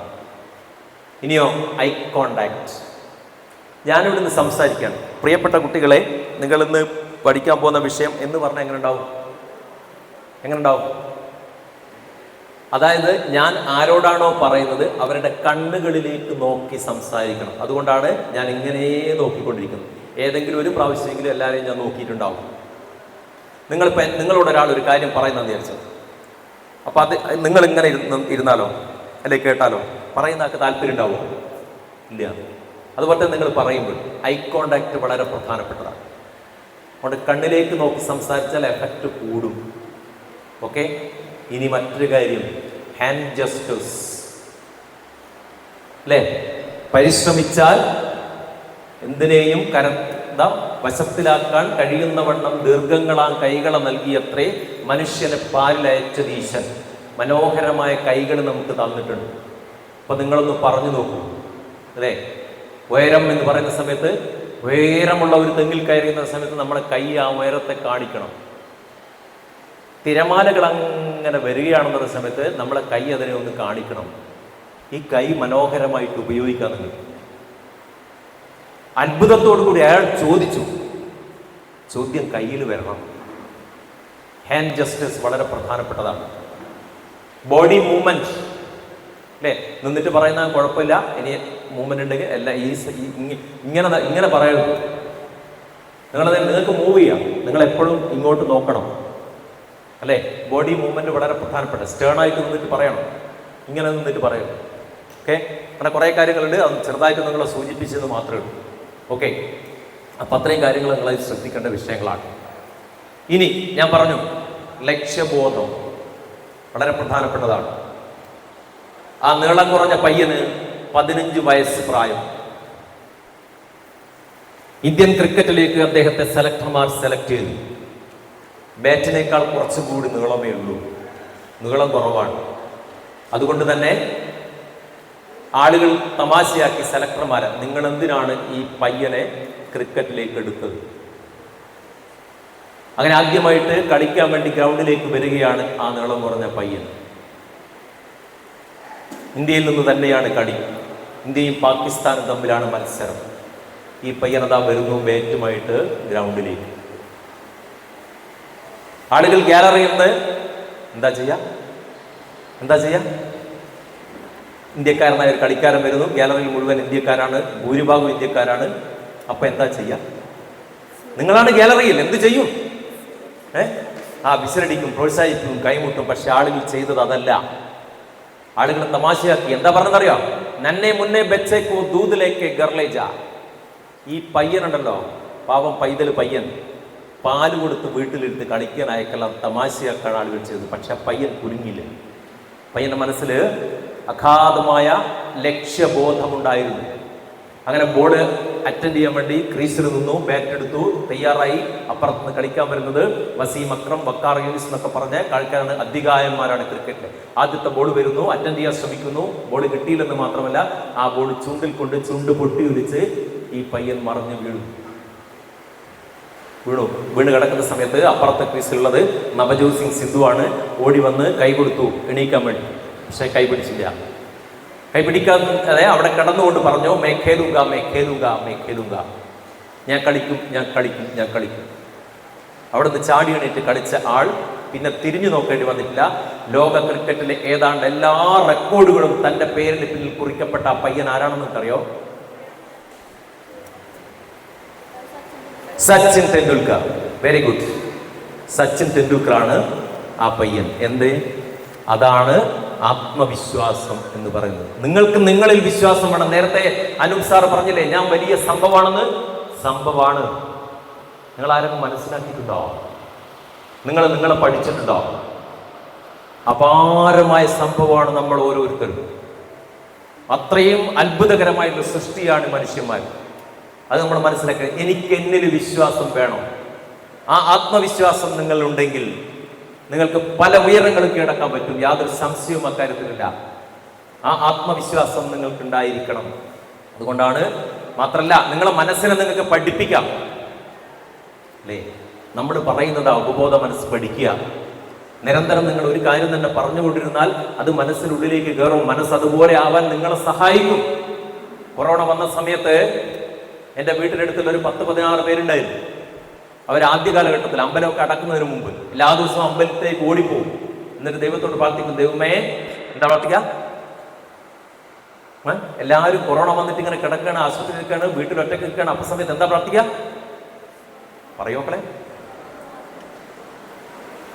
ഈ അമ്പലത്തിൽ പോയിട്ട് എന്താ പ്രാർത്ഥിക്കുക? ഒരു അതൊന്നും സങ്കല്പിക്കാൻ പറ്റുന്നില്ലേ നിങ്ങൾക്ക്? പറയും, ഉറക്കെ പറയും. ദൈവമേ, എനിക്ക് കൊറോണ വരരുതേ എന്ന് പ്രാർത്ഥിച്ചുകൊണ്ടിരുന്നു കുറേ ദിവസം. ഈ 16 പേർക്കും സുന്ദരമായിട്ട് കൊറോണ വന്നു. എന്തേ കാരണം? അവരുടെ മനസ്സ് കേട്ടുകൊണ്ടിരുന്ന ഒരേ കാര്യമാണ് corona corona corona corona corona. അതുകൊണ്ട് മനസ്സ് പഠിച്ചു കൊറോണ വേണമെന്നാണ്. പ്രാർത്ഥിക്കേണ്ടിയിരുന്നത് എങ്ങനെയാണ്? ഞാൻ ആരോഗ്യവാനായിട്ട് നിലനിൽക്കണേ, ആരോഗ്യവാനായിട്ട് നിലനിൽക്കണേ എന്ന് പറഞ്ഞാൽ ആരോഗ്യം എന്നുള്ള വാക്കാണ് മനസ്സെടുക്കുക. അപ്പൊ നിങ്ങൾക്ക് ആരോഗ്യം കിട്ടും. ഇത് മനസ്സിന് നിങ്ങളെ പ്രാർത്ഥനയൊക്കെ ഫലിക്കുന്നതെന്ന് വെറുതെ അല്ല, അത് പടച്ചോണ്ടിരുന്നതല്ല, മറിച്ച് നമ്മുടെ മനസ്സിലേക്ക് നമ്മൾ ഫീഡ് ചെയ്ത് കൊടുക്കുന്ന കാര്യമാണ്. അതിനനുസരിച്ച് നമുക്ക് ഈ മനസ്സിനെ പരുവപ്പെടുത്തിയെടുക്കാൻ നമുക്ക് സാധിക്കും. ഒരു സംശയമില്ല, തെളിയിക്കപ്പെട്ട കാര്യമാണ്. തെളിയിക്കപ്പെട്ട കാര്യമാണ്. അതുകൊണ്ട് നിങ്ങളെ മനസ്സിലാക്കണം മക്കളെ. വളരെ ആത്മാർത്ഥമായി നിങ്ങളെ പഠിക്കാൻ ശ്രമിക്കുക. നിങ്ങളൊന്നും എന്തല്ല. അതുകൊണ്ടാണ് ഭഗവത്ഗീതയിലെ പ്രധാനപ്പെട്ട ശ്ലോകം, എനിക്ക് ഏറ്റവും ഇഷ്ടപ്പെട്ട ശ്ലോകം എന്താ പറയുന്നത് അറിയാം? ഉദ്ധരേത് ആത്മനാത്മാനം നാത്മാനം അവസാദയേ ആത്മനേ ആത്മനോ ബന്ധു ആത്മൈ വരിപുരാത്മന. അല്ലെ? ഉദ്ധരേത് ആത്മനാത്മാനം. നിങ്ങളെ ഉയർത്തേണ്ടത് നിങ്ങൾ തന്നെയാ. എന്നെ ഉയർത്തേണ്ടത് ഞാൻ തന്നെയാ, വേറെ ആരും വന്ന് ഉയർത്തൂല. ഉദ്ധരേത് ആത്മനാത്മാനം നാത്മാനം അവസാദയേ. നിങ്ങൾ ആ ആത്മാവിനെ താഴ്ത്തിക്കളയരുതേ. ആത്മനേ ആത്മനോ ബന്ധു. നിങ്ങളെ ബന്ധു നിങ്ങൾ തന്നെയാണ്. എൻ്റെ ബന്ധു ഞാൻ തന്നെയാണ്. ആത്മൈ വരിപുരാത്മന. ശത്രുവും ഞാൻ തന്നെയാണ്. നിങ്ങൾ എന്തെങ്കിലും ആയി പോയിട്ടുണ്ടെങ്കിൽ നിങ്ങൾ ആരെയും കുറ്റം പറയണ്ട. അത് ഉത്തരവാദി നമ്മൾ തന്നെയാണ്. നമുക്ക് നമ്മളെ ഉയർത്താൻ പറ്റും, താഴ്ത്താൻ പറ്റും. നിങ്ങൾ ശ്രദ്ധിക്കുക. താഴ്ത്തണോ, നേരത്തെ മാഷ് പറഞ്ഞ പോലെ തുരക്കണോ ഇറക്കണോ എന്ന് നിങ്ങൾ തീരുമാനിക്കുക. ഓക്കെ? അത് ആത്മവിശ്വാസമാണ്. അത് നമുക്കുണ്ട്. നിങ്ങൾ അങ്ങനെ പഠിപ്പിക്കണം നിങ്ങളെ മനസ്സിനെ. അതുകൊണ്ടാണ് എഫർമേഷനൊക്കെ ഉള്ള പ്രത്യേകത. ഞാൻ ഭയങ്കര സംഭവമാണെന്ന് നിങ്ങൾ പറയൂ ആത്മാർത്ഥമായിട്ട്. അനൂപ് മാഷ് പറഞ്ഞതുകൊണ്ടല്ല, നിങ്ങളത് മനസ്സിലേക്ക് എടുത്തിട്ട് ആത്മാർത്ഥമായിട്ട് പറയൂ, ഞാൻ ഭയങ്കര സംഭവമാണ്. നിങ്ങൾ ഭയങ്കര സംഭവമാണ് ആവും, ഒരു സംശയവും വേണ്ട. ആ ആത്മവിശ്വാസം നിങ്ങൾ വളർത്തിയെടുക്കൂ എങ്കിൽ വളരെ പ്രധാനപ്പെട്ട കാര്യമാണ്. മറ്റൊന്നാണ് ലക്ഷ്യബോധം. ലക്ഷ്യം ഉണ്ടായ പോരാ, ആ ലക്ഷ്യം എനിക്ക് കൈവരിക്കാവുന്നതാണെന്നുള്ള ബോധം, അടിയുറച്ച ആത്മവിശ്വാസം, ലക്ഷ്യബോധം ഉണ്ടെങ്കിൽ മാത്രമേ നിങ്ങൾക്ക് വിജയിക്കാൻ പറ്റൂ. ആ പെൺകുട്ടി ഡൽഹിയിൽ നിന്ന് ഗോരഖ്പൂരിലേക്ക് ട്രെയിനിൽ വരികയാണ്. ജോലിയുടെ ആവശ്യാർത്ഥം സഞ്ചരിക്കുകയാണ്. അപ്പോഴാണ് അപ്രതീക്ഷിതമായിട്ട് കൊള്ളക്കാർ ട്രെയിനിലേക്ക് കയറുകയാണ്.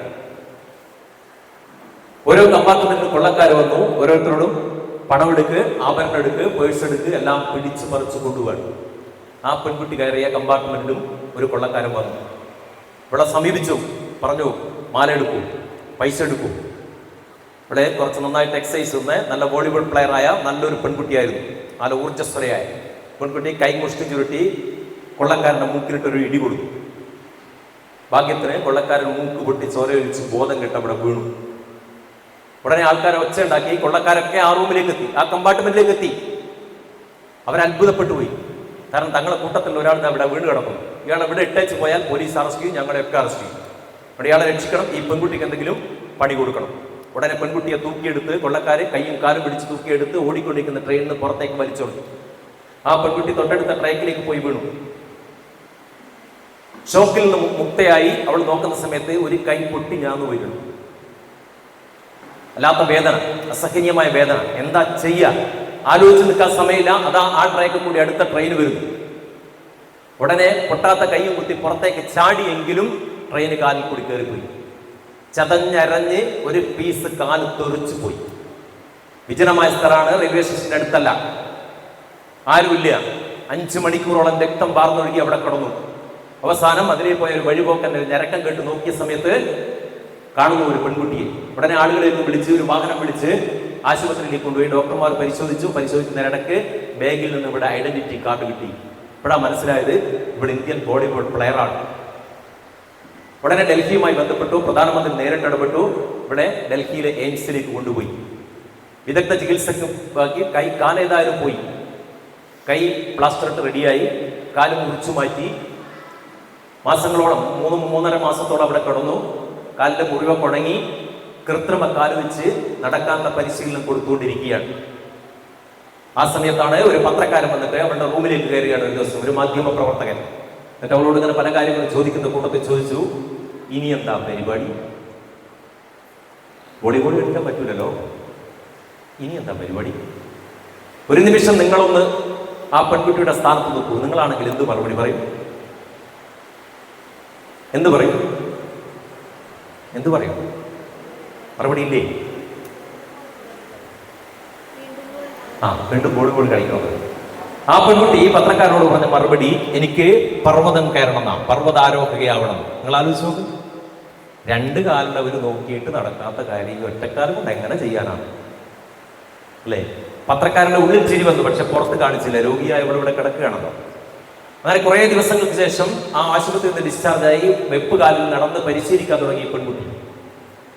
പലപ്പോഴും ആദ്യം കാല് വെച്ച് കഴിഞ്ഞാൽ അങ്ങനെ എളുപ്പത്തിൽ നടക്കാൻ പറ്റില്ല, നന്നായിട്ട് പരിശീലിക്കണം. അങ്ങനെ പരിശീലനമൊക്കെ പൂർത്തിയായി ഏതാണ്ട് നല്ല രീതിയിൽ നടക്കാനായപ്പോൾ അന്വേഷിച്ചത് ഒരു പർവ്വതാരോഹ പരിശീലകനെയാണ്, മൗണ്ടനീറിംഗിന്റെ ട്രെയിനർ. ഞാൻ ആ ട്രെയിനറെ വെച്ച് ദിവസവും പരിശീലിക്കാൻ തുടങ്ങി. മാസങ്ങളോളം പരിശീലിച്ചു. അവസാനം ഒരു ദിവസം കയറാൻ തയ്യാറായിക്കൊണ്ട് ഇവിടെ പോയി എവറസ്റ്റിന്റെ അടുത്ത് പോയി.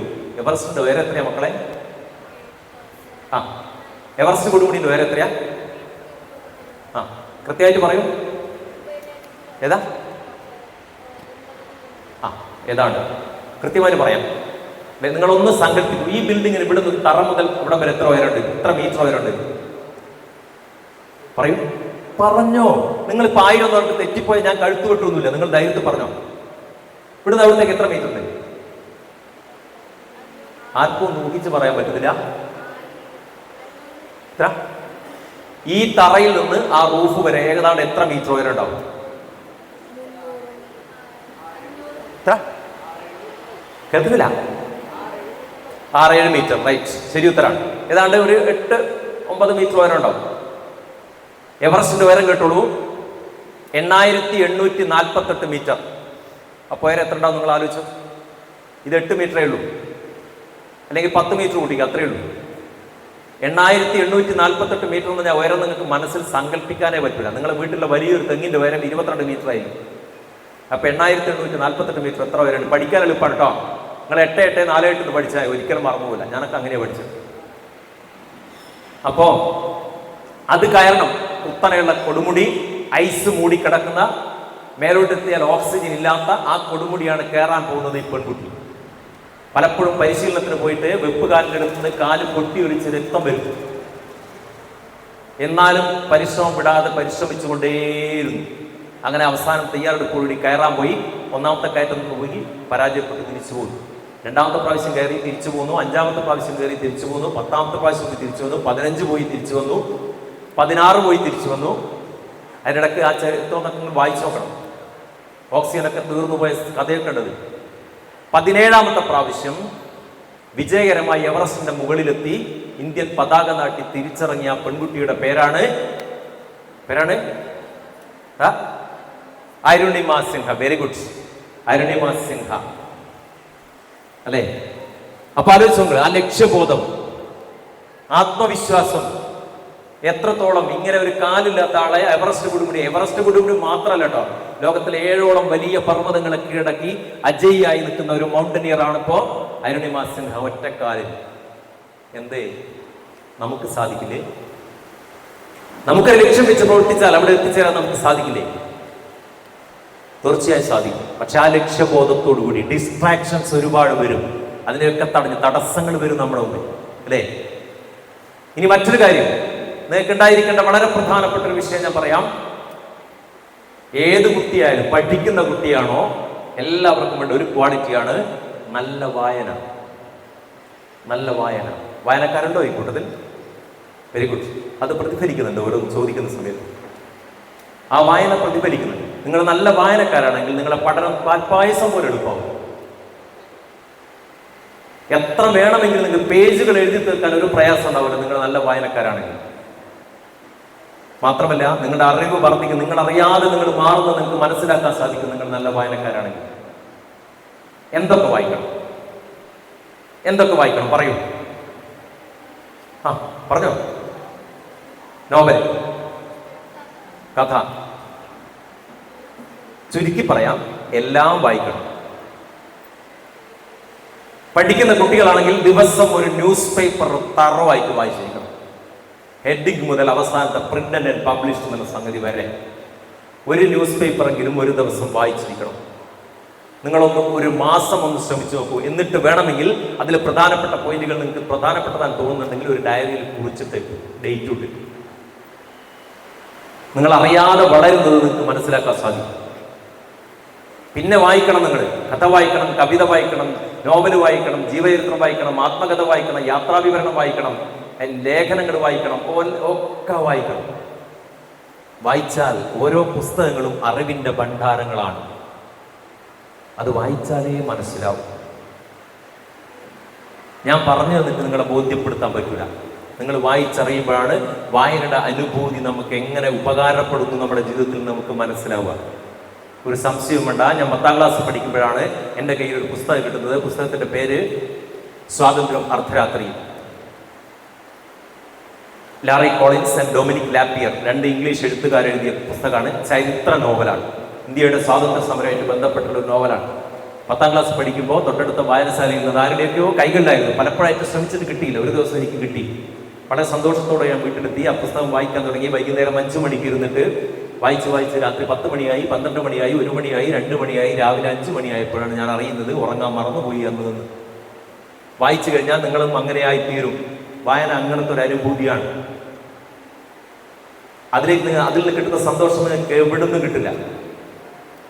വായന വളരെ പ്രധാനപ്പെട്ടതാണ്, അല്ലേ? ഗോപാൽ യാദവ് ബീഹാറുകാരനാണ്. 15 വർഷം മുമ്പ് തൊഴിൽ തേടി കേരളത്തിൽ വന്നതാണ്, കാസർഗോഡ്. 15 വർഷം മുമ്പ് വന്നിട്ട് ഇതുവരെ തിരിച്ചു പോയിട്ടില്ല. അവിടെ കാസർഗോഡ് നിന്നുകൊണ്ട് ഇവിടുത്തെ ജോലിയൊക്കെ നമ്മുടെ ബംഗാളികളൊക്കെ വരുന്നത് പോലെ വന്നിട്ട് അവിടുന്ന് ജോലി ചെയ്യുകയാണ്. അങ്ങനെ അവിടുത്തെ ജോലി കുറഞ്ഞപ്പോ ആ സ്ഥലത്ത് നിന്ന് മാറി വേറൊരു സ്ഥലത്തേക്ക് ബസ്സിൽ കയറിപ്പോയാണ് ജോലി അന്വേഷിച്ചിട്ട്. ബസ്സിൽ കൂടെ 1-2 പേരുണ്ട്. അവിടെ പോയാൽ പൊയ്നാച്ചി എന്ന് പറയുന്ന സ്ഥലത്ത് പോയിട്ട് അവിടെ ഇറങ്ങിയ സമയത്ത് കാണുന്ന ഒരു തട്ടുകടയാണ്. രാമചന്ദ്രൻ എന്ന് പറയുന്ന ആൾ നടത്തുന്ന ഒരു തട്ടുകട. ആ തട്ടുകടയുടെ അടുത്ത് ഇപ്പോൾ ഇയാളെ കൂട്ടത്തിൽ വന്ന ആളൊക്കെ പല വഴിക്ക് പോയി. ഇയാൾ മാത്രം ഒറ്റക്കായി. അപ്പൊ രാമചന്ദ്രന്റെ അടുത്തേക്ക് പോയിട്ട് ഇയാൾ പറഞ്ഞു, രാമചന്ദ്രൻ ചോദിച്ചു, നിങ്ങളെന്താ വന്നത്? അപ്പൊ ഗോപാൽ യാദവ് പറഞ്ഞു, എനിക്ക് ജോലി അന്വേഷിച്ച് വന്നതാണ്. ഞാൻ കാസർഗോഡായിരുന്നു, പൊയ്നാച്ചിയിലേക്ക് വന്നതാണ്. അവിടെ ജോലിയില്ല. ഇവിടെ എവിടെയെങ്കിലും ജോലിയുണ്ട്, എന്നെ ഒന്ന് സഹായിക്കണം, ഞാൻ ജോലി ചെയ്യാൻ തയ്യാറാണ്. അങ്ങനെ പറഞ്ഞുകൊണ്ടിരിക്കുമ്പോൾ രാമചന്ദ്രൻ ഒരു ഫോൺ വരികയാണ്. ഉടനെ അങ്ങേ തലക്കല് അസൈനാർ എന്ന് പറയുന്ന ഒരാളാണ്. അദ്ദേഹം ചോദിച്ചു, ഇവിടെ ഒരു ജോലി ഉണ്ടായിരുന്നു, ആരെങ്കിലും കിട്ടുമോ എന്നാണ് രാമചന്ദ്രനോട് ചോദിച്ചത്. ഉടനെ രാമചന്ദ്രൻ പറഞ്ഞു, ശരി ഞാൻ ചോദിക്കട്ടെ, ഇവിടെ ഒരാൾ നിൽക്കുന്നുണ്ട്, അയാൾ തയ്യാറാണോ എന്ന് ചോദിക്കട്ടെ. രാമചന്ദ്രൻ ഫോൺ വെച്ചു, അയാളെ വിളിച്ചു, ഒരു ജോലിയുണ്ട്, പോകാൻ തയ്യാറാണോ? യെസ്, ഞാൻ റെഡി, ചോദിക്കേണ്ട താമസം, ഞാൻ റെഡിയാണ്. രാമചന്ദ്രൻ തിരിച്ചു വിളിച്ചു, നിങ്ങൾ വന്നോളൂ, ആളിവിടെ റെഡിയാണ്. കുറച്ച് കഴിയുമ്പോൾ അവിടെ വില കൂടിയ ഒരു കാർ വന്ന് നിർത്തുന്നു. വില കൂടിയ കാറിൽ നിന്ന് ഒരാൾ ഇറങ്ങുന്നു, അസൈനാർ ഇറങ്ങുന്നു. ഇയാളോട് നിങ്ങൾ ജോലിക്ക് തയ്യാറാണോ? റെഡിയാണ്. എത്ര പൈസ വേണം? ഇയാൾ പറഞ്ഞു 250 രൂപ. അസൈനാർ പറഞ്ഞു 250 രൂപ, 150 രൂപക്കാണെങ്കിൽ വന്നോളൂ. ഇയാള് സമ്മതിച്ചു, കയറിയിരുന്നു. ആ വാഹനം അങ്ങനെ പോകുന്നത് കലന്തനാജിയുടെ വീട്ടിലേക്കാണ്. കലന്തനാജിയുടെ വീട്ടിൽ ചെല്ലുന്ന സമയത്ത് ഇയാൾ കാണുന്ന കാഴ്ച എന്താണെന്നറിയോ? വിശാലമായ ഒരു സ്ഥലത്ത് വലിയ ആർഭാടമായ പന്തലിട്ടിരിക്കുന്നു, മനോഹരമായി അലങ്കരിച്ച നിറയെ ബൾബുകളൊക്കെ ഇങ്ങനെയുള്ള വല്ലാത്തൊരു പന്തൽ. അയാൾ ജീവിതത്തിൽ ഇതുപോലത്തെ ഒരു പന്തൽ കണ്ടിട്ടില്ല. അതിൻ്റെ അപ്പുറത്ത് വേറൊരു സ്ഥലത്ത് കാറുകളൊക്കെ നിർത്താനുള്ള സൗകര്യമുണ്ട്. അവിടുന്ന് കാറുകളൊക്കെ ഇങ്ങനെ പോയിക്കൊണ്ടിരിക്കുകയാണ്. എന്താ സംഭവം എന്നറിയോ? ഇത് കലന്തനാജിയുടെ വീടാണ്. കലന്തനാജിക്ക് 4 ഭാര്യയും കുറേ മക്കളും. അദ്ദേഹത്തിന് ഒരു മകന്റെ കല്യാണം ബാംഗ്ലൂരിൽ വെച്ച് കഴിഞ്ഞതാണ്. അപ്പൊ അദ്ദേഹത്തിന് ഒരു ആഗ്രഹം, ഇവിടെയുള്ള നാട്ടിലുള്ള ആളുകൾക്ക് ഒരു വിരുന്ന് കൊടുക്കണം. അങ്ങനെ വിരുന്ന് സംഘടിപ്പിച്ചാണ്, റിസപ്ഷൻ സംഘടിപ്പിച്ചാണ്. അതേതാണ്ട് കഴിഞ്ഞ് വൈകുന്നേരമാണ് ഇദ്ദേഹത്തെ കൂട്ടിക്കൊണ്ട്. അതിന്റെ കാര്യങ്ങളൊക്കെ അയാൾ യാത്രാമധ്യേ പറയുന്നുണ്ട് കേട്ടോ, അതൊന്നും ഞാനോട് വിശദമാക്കുന്നില്ല. എന്നിട്ട് അയാളോട് ഒപ്പം വരുന്നു സിനാൻ എന്ന് പറയുന്ന ഈ ആജിയാരുടെ മകന്റെ മകൻ വരുന്നു, മകളുടെ മകൻ വന്നിട്ട് ഈ ബീഹാറിയോട് പറയുന്നു. ബീഹാർ ചോദിക്കുക, എന്താ ജോലി? നിങ്ങൾ ഇവിടെ ഒരു കുഴി എടുക്കണം. അപ്പൊ ഇയാൾ ചോദിച്ചു, എത്ര ആഴം വേണം? നിന്റെ എത്ര ആഴം വേണം? അങ്ങനെ അയാൾ പിക്കാസും ആയുധങ്ങളൊക്കെ എടുത്ത് കുഴിക്കാൻ തുടങ്ങി. അതിനിടയ്ക്ക് കുറേ കാര്യങ്ങളൊക്കെ പറയുന്നുണ്ട്. ബീഹാർ വിഭജിച്ചു, ജാർഖണ്ഡ് ഉണ്ടായതും ഒക്കെ പറയുന്നുണ്ട്. എന്നിട്ട് കുഴി കഴിഞ്ഞു, വലിയ ആഴത്തുള്ള കുഴി കഴിഞ്ഞ് അയാൾ കുഴിയിൽ അടുത്ത് ഇങ്ങനെ തണലിൽ അത്യാവശ്യം ഇങ്ങനെ വിശ്രമിക്കുമ്പോൾ വരുന്നു നമ്മുടെ അർബാന ഉന്തുവണ്ടിയിൽ. ആ ഉന്തുവണ്ടിയിൽ കൊണ്ടുവരുന്നു ബിരിയാണിയുടെ വേസ്റ്റ്. അത് ഇതിലേക്ക് തട്ടുകയാണ്. അത് കഴിഞ്ഞ് അവസാനമായി 2 ചെമ്പ് വരുന്നു. ആ ചെമ്പ് പൊട്ടിച്ചിട്ട് പോലുമില്ല, ഫുൾ ബിരിയാണിയാണ്. അതങ്ങനെ തന്നെ ഈ കുഴിയിലേക്ക് തട്ടി. ആരും കഴിച്ചിട്ടില്ല, അത് തുറന്നിട്ട് പോലുമില്ല. അപ്പൊ കുഴിയുടെ പുറത്തേക്ക് നിൽക്കുകയാണ്. അപ്പൊ ഈ സിനാൻ പറഞ്ഞു ഈ ഗോപാൽ യാദവിനോട്, ചവിട്ടി അമർത്തുമായി. അപ്പോ ഗോപാൽ യാദവ് പറഞ്ഞു, എന്നെക്കൊണ്ട് പറ്റില്ല. സിനാൻ നിർബന്ധിച്ചു. അവസാനം അയാൾ ചവിട്ടി അമർത്തി മണ്ണിട്ട് മൂടി. കൂലിക്ക് വേണ്ടി കാത്തു നിൽക്കുന്നിടത്ത് സിനാൻ ചോദിച്ചു, ബായി കല്യാണം കഴിച്ചോ? അതെ, കല്യാണം കഴിച്ചു. മക്കള്? ഒരു മോള്. എന്താ പേര്? ബസുമതി. ഈ അരിയുടെ പേരും അത് തന്നെ കേട്ടോ, ബസുമതി. അവളുടെ മംഗലം കഴിഞ്ഞോ? ഇല്ല. പഠിക്കുക? അല്ല. പിന്നെ മരിച്ചു. എങ്ങനെ? വിശന്ന്. ഇവിടെ കഥ അവസാനിക്കാം. സന്തോഷ് എച്ചിക്കാനം എഴുതിയ ബിരിയാണി എന്ന് പറയുന്ന കഥാപുസ്തകത്തിലെ ആദ്യത്തെ കഥയാണ് ഞാൻ നിങ്ങളോട് പറഞ്ഞത്, ചുരുക്കി പറഞ്ഞതാണ്. മക്കളെ, ഇത് വായിച്ച ഒരു കുട്ടിയും ഒരു മണി വറ്റ് പോലും വേസ്റ്റ് ആക്കില്ല. ഭക്ഷണം കഴിക്കുന്ന സമയത്ത് നിങ്ങളിത് വായിച്ചിട്ടുണ്ട് എങ്കിൽ നിങ്ങളുടെ മനസ്സിലേക്ക് ബസുമതി എത്തും, ഗോപാൽ യാദവ് എത്തും, പട്ടിണി എന്താണെന്ന് അറിയും. വായനയുടെ ഗുണമാണ് മക്കളെ. ഇങ്ങനെ ഓരോ കൃതികളും നമുക്ക് വിവരങ്ങൾ തരുന്ന മഹാഗ്രന്ഥങ്ങളാണ്. വായനയുടെ സുഖമാണ്. ഇത് ഇവിടെ കൊണ്ടൊന്നും അവസാനിക്കുന്നില്ല കേട്ടോ. ഒരു 10-15 മാസം മുമ്പ് എനിക്ക് വാട്സപ്പിൽ ഒരു ചിത്രം കിട്ടി. ആ ചിത്രം ഇതാണ്. സുഡാൻ എന്ന് പറയുന്ന രാജ്യം. ആ രാജ്യത്തിലെ ഒരു കുട്ടി, 12 വയസ്സായ കുട്ടി, ഒട്ടകത്തിന്റെ മലദ്വാരത്തിൽ വായ ചേർത്ത് വെച്ച് ഇങ്ങനെ നിൽക്കുകയാണ്. എന്തിനാണെന്നറിയോ? ഒട്ടകം കാഷ്ടിക്കുന്നത് ഭക്ഷിക്കാൻ വേണ്ടി. സുഡാൻ, സോമാലിയ മുതലായ രാജ്യങ്ങൾ നമ്മുടെ ലോകത്തുണ്ട് മക്കളെ. ഒരു നേരത്തെ ഭക്ഷണത്തിന്, ഒരു കഞ്ഞി കുടിക്കാൻ പോലും വകയില്ലാത്ത നിങ്ങളെപ്പോലത്ത് ഒരുപാട് മക്കൾ അവിടെയൊക്കെ താമസിക്കുന്നുണ്ട്. ഇതൊക്കെ അറിയുമ്പോഴാണ് നമ്മൾ എന്താണ് പട്ടിണി എന്ന്, ലോകത്തിന്റെ യാഥാർത്ഥ്യം എന്താണെന്ന് നമ്മൾ മനസ്സിലാക്കുന്നത്.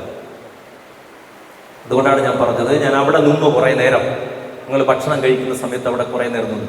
ഭക്ഷണത്തിന്റെ കൂടെ ഏതാണ്ട് 6ഓളം വിഭവങ്ങൾ നമുക്കിവിടെ തന്നിട്ടുണ്ട്. പക്ഷേ ഞാൻ പറയുന്നു, ആ 6 വിഭവങ്ങളും വാങ്ങിച്ച കുട്ടികൾ വളരെ കുറവാണ്. അല്ലേ? ചിലർ കറിയേ വാങ്ങിച്ചിട്ടില്ല. ഇനി വാങ്ങിയവരുടെ അവസ്ഥ എന്താ? ഞാൻ അതും നോക്കി അവിടെ നിന്ന്. ആ വേസ്റ്റ് ബാസ്ക്കറ്റ് എന്തിനാ വെച്ചതെന്ന് നമ്മൾ ഭക്ഷണം കഴിച്ചതിൻ്റെ അവശിഷ്ടം ഇടാൻ വേണ്ടിയാണ്. പക്ഷെ അതിൽ പലരും കൊണ്ടിട്ടത് അവശിഷ്ടമല്ല. നിങ്ങൾക്ക് വിളമ്പിയ കറിയിലെ കഷ്ണങ്ങൾ ഏതാണ്ട് അതിലുണ്ട്. നമ്മൾ പറഞ്ഞില്ലേ ഇവിടെ 7 സാധനം ഭക്ഷണത്തിൻ്റെ കൂടെ വേണം. അതിനു വേണ്ടിയാണ് ഈ പച്ചക്കറികളൊക്കെ ഉൾപ്പെടുത്തുന്നത്. അതൊന്നും കഴിക്കാതെ പുറത്തേക്കിടാണ്. ആരാ ശീലിപ്പിച്ചത്? എങ്ങനെയാ ശീലിച്ചത് നിങ്ങളിതൊക്കെ? പലർക്കും ഈ ഭക്ഷണം അഡ്ജസ്റ്റ് ചെയ്യാൻ പറ്റുന്നില്ല, ചിലർക്കൊക്കെ. മക്കളെ, നിങ്ങളറിയോ ഏത് സാഹചര്യത്തിലാണ് നമ്മൾ എന്ത് അഡ്ജസ്റ്റ് ചെയ്യാൻ വേണ്ടി പറയാൻ നമുക്ക് പറ്റൂല. ചെന്നൈയിൽ കോടിക്കണക്കിന് രൂപ ബാങ്ക് ബാലൻസ് ഉള്ള ആളുകളുണ്ടായിരുന്നു. ഒരൊറ്റ പ്രളയം. ആ പ്രളയത്തിൽ ചളി വെള്ളം മുക്കി കുടിക്കേണ്ടി വന്ന സാഹചര്യം വന്നിട്ടുണ്ട് മക്കളെ. ഒരു നേരത്തെ ഭക്ഷണത്തിന് വേണ്ടി ടെറസിൽ പോയി നിന്നിട്ട് മേലെ കൂടി പറന്നു പോകുന്ന ഹെലികോപ്റ്റർ നോക്കി അട്ടഹസിക്കേണ്ട ഗതികേട് വന്നിട്ടുണ്ട് മക്കളെ. ഏത് സാഹചര്യത്തിലാണ് നമ്മൾ അങ്ങനെ ആവുക നമുക്ക് പറയാൻ പറ്റില്ല. ഏത് സാഹചര്യത്തോട് പൊരുത്തപ്പെട്ട് ജീവിക്കാനുള്ള ഒരു പ്രവണത, ഒരു ശേഷി നമ്മൾ ഓരോരുത്തരും ഉണ്ടാക്കിയെടുക്കണം. നിങ്ങൾ എൻ്റെ അഭിപ്രായത്തിലുണ്ടോ? നിങ്ങളെല്ലാവരും 7 ദിവസമൊക്കെ വരുന്ന റെസിഡൻഷ്യൽ ക്യാമ്പുകളിൽ പോകണം. കിടക്കയിൽ മാത്രം കിടന്ന് ശീലിച്ച, AC റൂമിൽ മാത്രം ഉറങ്ങി ശീലിച്ചവർ ബെഞ്ചിന്റെ മുകളിലും തറയിലുമൊക്കെ കിടന്ന് ശീലിക്കണം. അപ്പോഴാണ് ലോകത്തിലെ എല്ലാ ആളുകളുടെയും അനുഭവമൊക്കെ നമുക്ക് മനസ്സിലാവും. ജീവിതത്തിൽ ഏത് സാഹചര്യത്തിൽ പെട്ടാലും അവിടെ ജീവിക്കാൻ പഠിക്കണം. ഞാൻ സിക്കിമിൽ പോയിരുന്നു, 1 മാസം സിക്കിമിലുണ്ടായിരുന്നു. സിക്കിമിലെ ആളുകൾ വളരെ സ്വാദിഷ്ടമായി കഴിക്കുന്ന ചില ഭക്ഷണം ഉണ്ടല്ലോ, നമ്മളെ മൂക്കിനടുത്തേക്ക് കൊണ്ടുവരുമ്പോൾ നമ്മൾ ഛർദ്ദിക്കും. അതിന്റെ സ്മെൽ അങ്ങനെയാണ്. ഒരു ടേസ്റ്റോട് കൂടി കഴിക്കും, പ്രശ്നമൊന്നുമില്ല, നമുക്ക് കഴിക്കാൻ പറ്റില്ല. എങ്കിലും ഞങ്ങളത് കഴിച്ചു. മൂക്ക് പൊത്തിപ്പിടിച്ചിട്ടൊക്കെ ആദ്യത്തെ ദിവസം കഴിച്ചത്. അപ്പോ ആ തരത്തിലാണ് ലോകമെന്ന് നമ്മൾ മനസ്സിലാക്കണം. ഇതൊക്കെ നിങ്ങൾക്ക് വായനയിലൂടെയും ലഭിക്കും കുറെ കാര്യങ്ങൾ. അതുകൊണ്ടാണ് പറഞ്ഞത്, നല്ല വായനക്കാരായി മാറിയാൽ വളരെ മൈന്യൂട്ടായിട്ടുള്ള കാര്യങ്ങൾ വരികൾക്കിടയിലും വരികൾക്കപ്പുറത്തേക്കും വായിക്കാൻ പഠിക്കണം. അപ്പോഴാണ് നിങ്ങൾ ശരിയായ രീതിയിൽ നിങ്ങളാവും. അതേപോലെ തന്നെ അവസാനമായി ഞാൻ പറഞ്ഞു നിർത്തുകയാണ്, നിങ്ങൾ IAS ആയാലും IPS ആയാലും ഡോക്ടറായാലും എന്തായാലും ധാർമ്മികത കൈവശമുള്ളവരായിരിക്കണം. കലക്ടർ ആണെങ്കിൽ ബെസ്റ്റ് കലക്ടർ, ഡോക്ടർ ആണെങ്കിൽ ബെസ്റ്റ് ഡോക്ടർ, എഞ്ചിനീയർ ആണെങ്കിൽ ഏറ്റവും നല്ല എഞ്ചിനീയർ. അങ്ങനെയായി മാറാൻ നമുക്ക് സാധിക്കണം. ഇല്ലെങ്കിൽ വലിയ പ്രശ്നമാണ്. കൊറോണ വന്ന സമയത്ത് ഞങ്ങളുടെ നാട്ടിലുള്ള 4 ഡോക്ടർമാർ വീട് പൂട്ടി വേറെ നാട്ടിലേക്ക് പോയി കളഞ്ഞു. എന്താണെന്നറിയോ? കൊറോണ ബാധിച്ച ഏതെങ്കിലും രോഗികൾ വന്നാൽ എനിക്ക് കൊറോണ വന്നാലോ എന്നുള്ള ബേജാറാണ് ഡോക്ടർ. അത്തരം ഡോക്ടർമാർ നമുക്ക് വേണോ? നമ്മുടെയൊക്കെ പണം ചെലവഴിച്ച് ഗവൺമെന്റ് പൈസ ചെലവഴിച്ചാണ് ഓരോ ഡോക്ടർമാരെയും പഠിപ്പിച്ച് ഡോക്ടർമാരാക്കുന്നത്, ഓരോ ആളുകളെയും പഠിപ്പിച്ച്. ഈ സമൂഹത്തിനെ സേവിക്കാം, എന്ത് പ്രശ്നം ഉണ്ടായാലും ഈ സമൂഹത്തിനെ സേവിക്കാം എന്നുള്ള പ്രതിജ്ഞ ഹിപ്പോക്രാറ്റിക്സ് ഓത്ത് എടുത്തുകൊണ്ടാണ് മെഡിക്കൽ കോളേജിൽ നിന്ന് അവർ പുറത്തിറങ്ങുന്നത്. പക്ഷെ ഇങ്ങനത്തെ സാഹചര്യത്തിൽ നാട് വിട്ടു പോയി കളയുന്ന ഡോക്ടർമാർ ആയിരിക്കരുത് നമ്മൾ. അതേ സമയത്ത് തന്നെ എനിക്ക് രോഗം വന്ന് ചത്താലും കുഴപ്പമില്ല, ഞാനെന്താ ജനങ്ങളുടെ ഇടയിൽ ഇറങ്ങിപ്പോയിട്ട് പ്രവർത്തിക്കാൻ തയ്യാറാണെന്ന് പറഞ്ഞുകൊണ്ട് വന്ന ഡോക്ടർമാരും കൂട്ടത്തിലുണ്ട്. അവരെയാണ് നാം മാതൃകയാക്കേണ്ടത്. അവരെയാണ്. രാജ്യത്തിന്റെ കലക്ടർ സ്ഥാനത്ത് ഇരുന്നുകൊണ്ട്, ഏതെങ്കിലും ജില്ലയുടെ കലക്ടർ സ്ഥാനത്ത് ഇരുന്നുകൊണ്ട് നമ്മുടെ രാജ്യത്തെ പോലും വഞ്ചിക്കുന്ന കലക്ടർമാരും ഉദ്യോഗസ്ഥന്മാരും ഉണ്ട്. അവരുടെ കൂട്ടത്തിൽ കൂടണോ? അതല്ല, നമ്മുടെ രാജ്യത്തിന്റെ പുരോഗതിക്ക് വേണ്ടി പ്രവർത്തിക്കുന്ന രാജ്യസ്നേഹമുള്ള ആളുകളായി മാറണമെന്ന് നമ്മൾ ചിന്തിക്കണം. ഈ ധാർമ്മികത ഒരിക്കലും കൈവിടരുത്. ഒരിക്കലും പരസ്പരം സ്നേഹിക്കുന്നവരായി മാറണം, സഹായിക്കുന്നവരായി മാറണം. മനുഷ്യനൊരു സാമൂഹ്യ ജീവിയാണ്, അല്ലേ? നിങ്ങൾക്ക് ആർക്കെങ്കിലും, ഈ ഇരിക്കുന്ന ആർക്കെങ്കിലും വേറെ ആരുടെയും സഹായമില്ലാതെ ഒറ്റയ്ക്ക് ജീവിക്കാൻ സാധിക്കുമോ? ഉണ്ടെങ്കിൽ ഒന്ന് കയ്യോർക്കും. ഇന്ന് രാത്രി മുതൽ, ശരി, ഞാൻ അങ്ങനെയാണ്, ഇന്ന് രാത്രി മുതൽ ആരുടെയും സഹായം എനിക്ക് വേണ്ട, ഞാൻ ഒറ്റയ്ക്ക് ജീവിക്കാൻ. അങ്ങനെ പറ്റുന്ന ആരെങ്കിലും ഒന്ന് കയ്യോർത്തിയ? ആർക്കും പറ്റില്ല.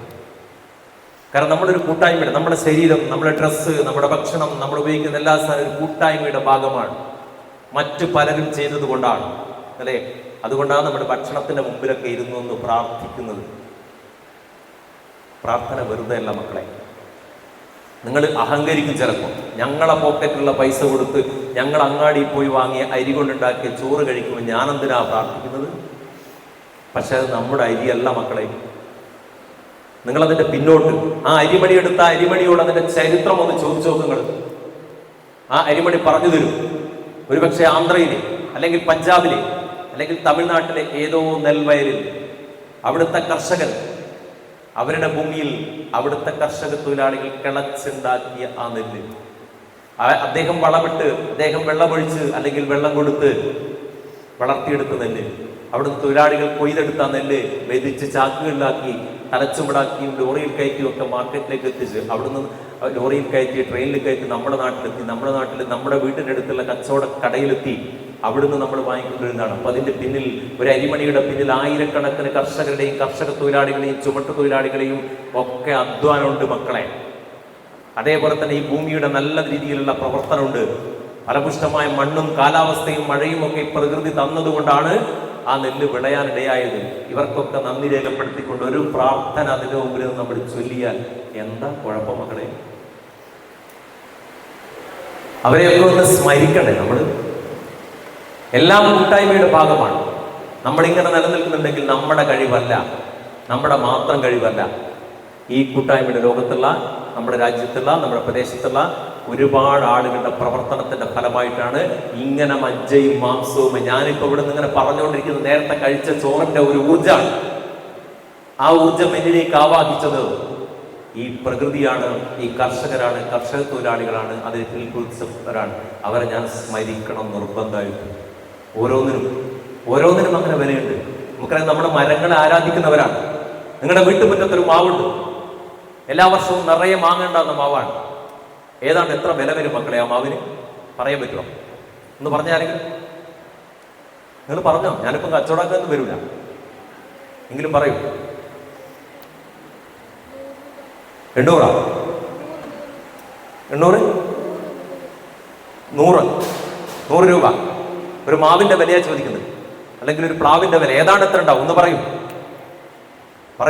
നിങ്ങൾ പറയൂ. 5000. എനിക്ക് കയറുമോ? 5000 നിർത്തിയോ? എന്താ 1,00,000? അതാ നിങ്ങളെയൊക്കെ കച്ചവടം വിട്ടു, ഞാൻ ഒക്കെ വിട്ടു. അവിടെ 1,00,000 പറഞ്ഞു. ഇനിയുണ്ടോ? 1,00,000 പറഞ്ഞ 500 വരെ 1,00,000 മാക്സിമം പറഞ്ഞ്. എന്നാ പ്രിയപ്പെട്ട കുട്ടികളെ, ആ മാവിന്, ആ പ്ലാവിന് വില കൽപ്പിക്കാൻ നമ്മളെ കൊണ്ടാവില്ല. എന്താണെന്നറിയോ നിങ്ങള്? എന്താണെന്നറിയോ? നമ്മൾ ശ്വസിക്കാൻ ഉപയോഗിക്കുന്ന വാതകത ഓക്സിജൻ. ഈ ഓക്സിജൻ എവിടുന്ന് വരുന്നതാ? ആ ചെടികളിൽ പ്രകാശ സംശ്ലേഷണം, ഫോട്ടോസിന്തസിസ് നടക്കുന്ന സമയത്ത് അത് പുറത്തുവിടുന്ന വാതകമാണ് ഓക്സിജൻ. ചെടികൾ ശ്വസിക്കുന്ന വാതകത ഓക്സിജൻ. തെറ്റിപ്പോരുത്. എല്ലാ ജീവജാലങ്ങളും ശ്വസിക്കുന്ന ഓക്സിജനാണ്. ചെടികൾ എപ്പോഴാ കാർബൺ ഡൈ ഓക്സൈഡ് എടുക്കുന്നത്? എന്തിനാ? ആഹാരം നിർമ്മിക്കാൻ. ക്ലിയർ അല്ലേ? അത് തെറ്റിപ്പോരുത്. ശരി, ഓക്സിജന്റെ വില അറിയോ മക്കളെ നിങ്ങൾ? നമ്മുടെ ആശുപത്രിയിൽ അത്യാസന്ന നിലയിൽ കിടക്കുമ്പോൾ ICUലൊക്കെ പ്രവേശിക്കുമ്പോൾ നമ്മുടെ മൂക്കിലൊരു സിലിണ്ടർ ഘടിപ്പിക്കും, ഓക്സിജൻ സിലിണ്ടർ. ഒരു സിലിണ്ടറിന്റെ വില എനിക്ക് തോന്നുന്നു ഇന്ന് 800 രൂപയാണ് ഒരു സിലിണ്ടറിന്റെ വില. 2 സിലിണ്ടർ വേണം 24 മണിക്കൂർ ഒരു ദിവസത്തേക്ക് നമുക്ക്. അപ്പോൾ 1600. ഒരു ദിവസത്തെ ഓക്സിജന്റെ വിലയാണ് 1600. ഒരു മാസത്തേക്ക് കൂട്ടിക്കോ, ഒരു വർഷത്തേക്ക് കൂട്ടിക്കോ, ഒരു 80 വയസ്സ് വരെ നമ്മൾ ജീവിക്കുമ്പോൾ നമ്മൾ വലിച്ചു കയറ്റുന്ന ഓക്സിജന്റെ വില എത്രയാ മക്കളെ? ആർക്കാ കണക്കൂട്ടാൻ പറ്റുക? ആ മരത്തിലുണ്ടാവുന്ന മാങ്ങ എത്രയാ? പ്ലാവിലുണ്ടാകുന്ന ചക്ക എത്രയാ? അതിന്റെ മൂല്യം എത്രയാ? ചക്ക കഴിക്കാറുണ്ടോ നിങ്ങളൊക്കെ? ഉണ്ടോ? നല്ല കാര്യം, വെരി ഗുഡ്. ഭക്ഷണത്തെ പറ്റി പറയുമ്പോൾ ഒരു കാര്യം മാത്രം പറഞ്ഞു പോവാം.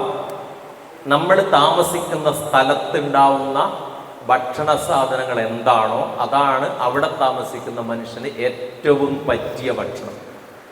അത് മനസ്സിലാക്കാം. അതൊക്കെ മാറി നമ്മൾ. പിന്നെ ഒരു കാര്യം കൂടി പറയാം. എന്താണ് കഴിക്കേണ്ടതെന്ന് അറിഞ്ഞുകൂടാത്ത ഒരേ ഒരു ജീവി മാത്രമേ ലോകത്തുള്ളൂ.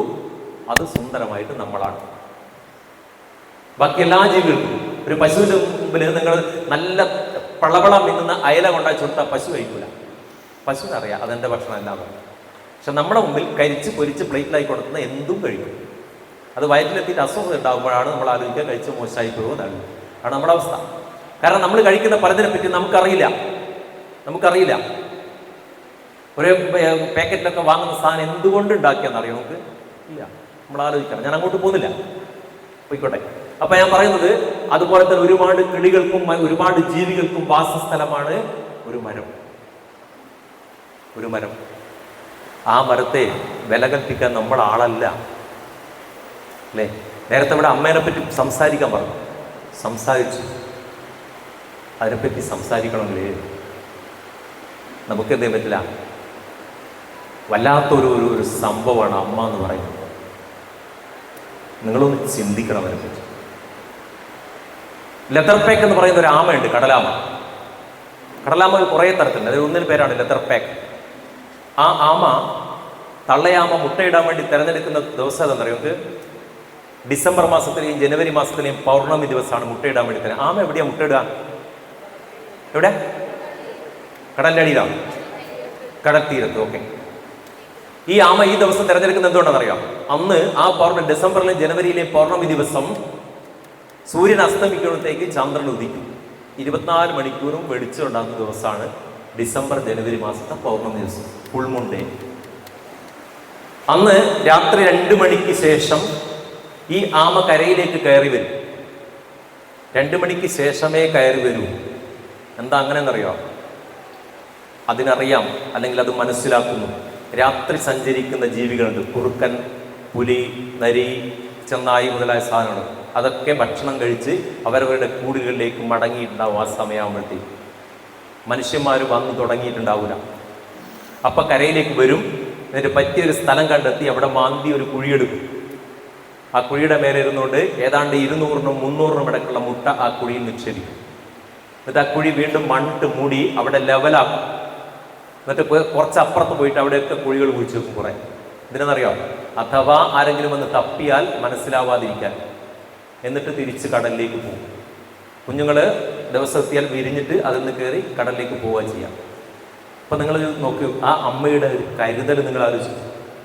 അടുത്ത തലമുറക്ക് വേണ്ടി, ഈ മക്കൾക്ക് വേണ്ടി ആ അമ്മയുടെ കരുതൽ എത്രയാണ്. വേഴാമ്പലിനെ പറ്റി കേട്ടിട്ടുണ്ടോ മക്കളെ? വേഴാമ്പല് മുട്ടയിടുന്ന സമയത്ത് തള്ള വേഴാമ്പല്, തന്ത വേഴാമ്പല്, അതായത് ഭാര്യ ഭർത്താക്കന്മാരായി ജീവിക്കുന്ന പക്ഷിയാണ് വേഴാമ്പൽ. ഒരു ഭർത്താവിന് ഒരു ഭാര്യയെ ഉണ്ടാവും, വേറെ പക്ഷികളെ പോലെയല്ല. എന്നിട്ട് ഒരു പൊത്ത് കണ്ടെത്തും, മരത്തിൻ്റെ പൊത്ത്. അവിടെ തള്ള വേഴാമ്പൽ ഉള്ളിലേക്ക് കയറിയിരുന്നതിന് ആദ്യം എടുക്കുന്ന പണി എന്താണെന്നറിയോ നിങ്ങൾ? അതിൻ്റെ മേലുള്ള തൂവലുകൾ മുഴുവൻ പറിച്ചെടുത്തിട്ട് ഒരു ബെഡ് ഉണ്ടാകും, സോഫ്റ്റ് ഫെദർ ടച്ച്, നല്ലൊരു ബെഡ് ഉണ്ടാകും. എന്നിട്ട് അതിൽ മുട്ടയിട്ടിട്ട് അവിടെ അടയിരിക്കും. എന്നിട്ട് കൊക്ക് മാത്രം പുറത്തേക്ക് വെക്കും. അപ്പോൾ തന്ത വേഴാമ്പൽ ആ മാളം മുഴുവൻ അടച്ചു കിടിയും, കൊക്ക് മാത്രം പുറത്തേക്ക്. എന്നിട്ട് ഭക്ഷണം തേടി കൊണ്ടുവന്നിട്ട് ഇതിൻ്റെ വായിലേക്ക് ഇട്ടുകൊടുക്കും. ഈ മുട്ട വിരിഞ്ഞ് കുട്ടികൾ പുറത്തിറങ്ങിയാൽ മാത്രമേ തള്ള വേഴാമ്പൽ പുറത്തേക്ക് ഇറങ്ങും. വേദന സഹിച്ചുകൊണ്ട് തൻ്റെ മേലുള്ള ചിറകുകളൊക്കെ കുത്തിയെടുത്ത്, തൂവൽ ചിറക് കുത്തിയെടുത്ത് ബെഡ് ഉണ്ടാക്കിയിട്ടാണ് അടുത്ത തലമുറ ഉണ്ടാക്കുന്നത്, മക്കളെ ഉണ്ടാക്കുന്നത്, മുട്ട വിരിയിക്കുന്നത്. ആ തള്ള വേഴാമ്പലിൻ്റെ കരുതൽ എത്രയാണ് അല്ലേ? അമ്മയെപ്പറ്റി ആലോചിക്കുമ്പോൾ നിങ്ങളുടെ മനസ്സിൽ ഇതൊക്കെ വരണം.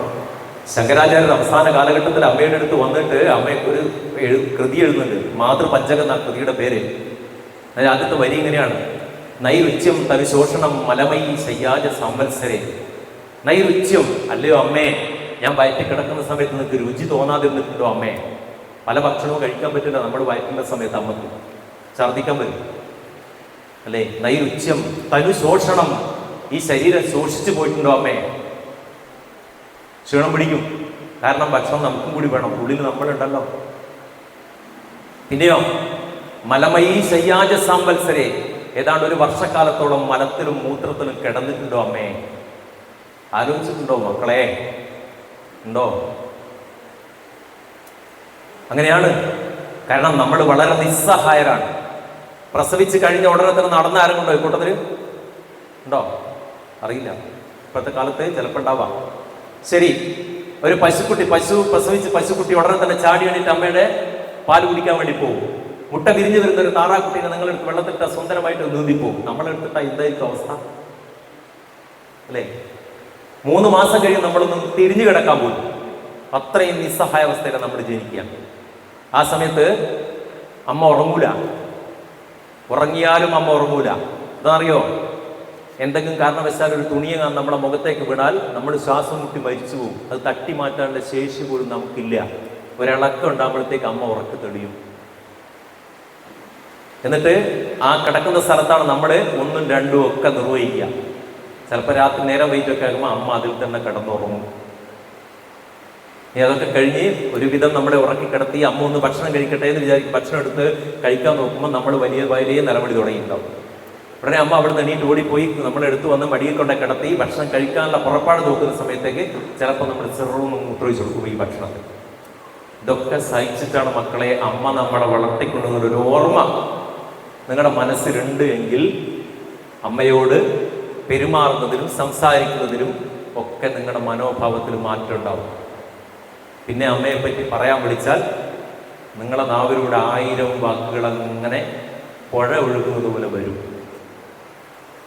അപ്പൊ ഈ കാര്യങ്ങളൊക്കെ ശ്രദ്ധിച്ച് ആത്മവിശ്വാസത്തോടുകൂടി, ലക്ഷ്യബോധത്തോടുകൂടി, ശ്രദ്ധയോടുകൂടി, നല്ല വായനയോടുകൂടി, ധാർമ്മികതയോടുകൂടി വളർന്നു വരുന്ന ഒരു നല്ല സിവിൽ സർവൻ്റായോ ഇനി ഏത് രംഗത്തെത്തിയാലും അവിടെ നല്ല ശോഭിക്കുന്ന ആളുകളായി, ഒരു നേരത്തെ രാജേഷ് സൂചിപ്പിച്ച പോലെ ഒരടയാളമിടുന്ന, ചരിത്രം എഴുതുന്ന ആളുകളായി നിങ്ങൾ മാറട്ടെ എന്ന് ആത്മാർത്ഥമായി പ്രാർത്ഥിച്ചുകൊണ്ട് തൽക്കാലത്തേക്ക് നിർത്തുന്നു. എല്ലാവർക്കും നമസ്കാരം.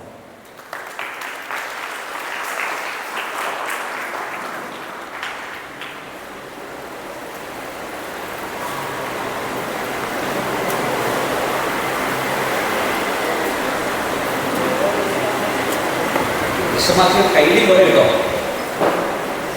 മാഷ് കൈലി പോരാന്ന്.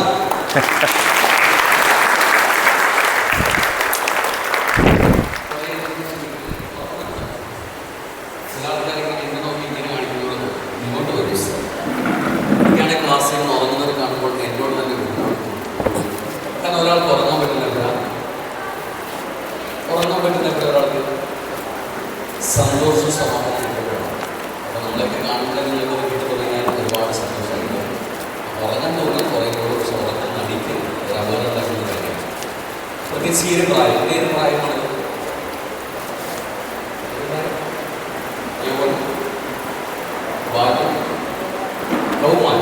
കൗമാരം എന്ന് വെച്ചാൽ എന്ന് മുതൽ എന്ന് വരെ കൗമാരം, ടീനേജ് എന്ന് മുതൽ വരെ, എന്ന് മുതൽ 18 മുതൽ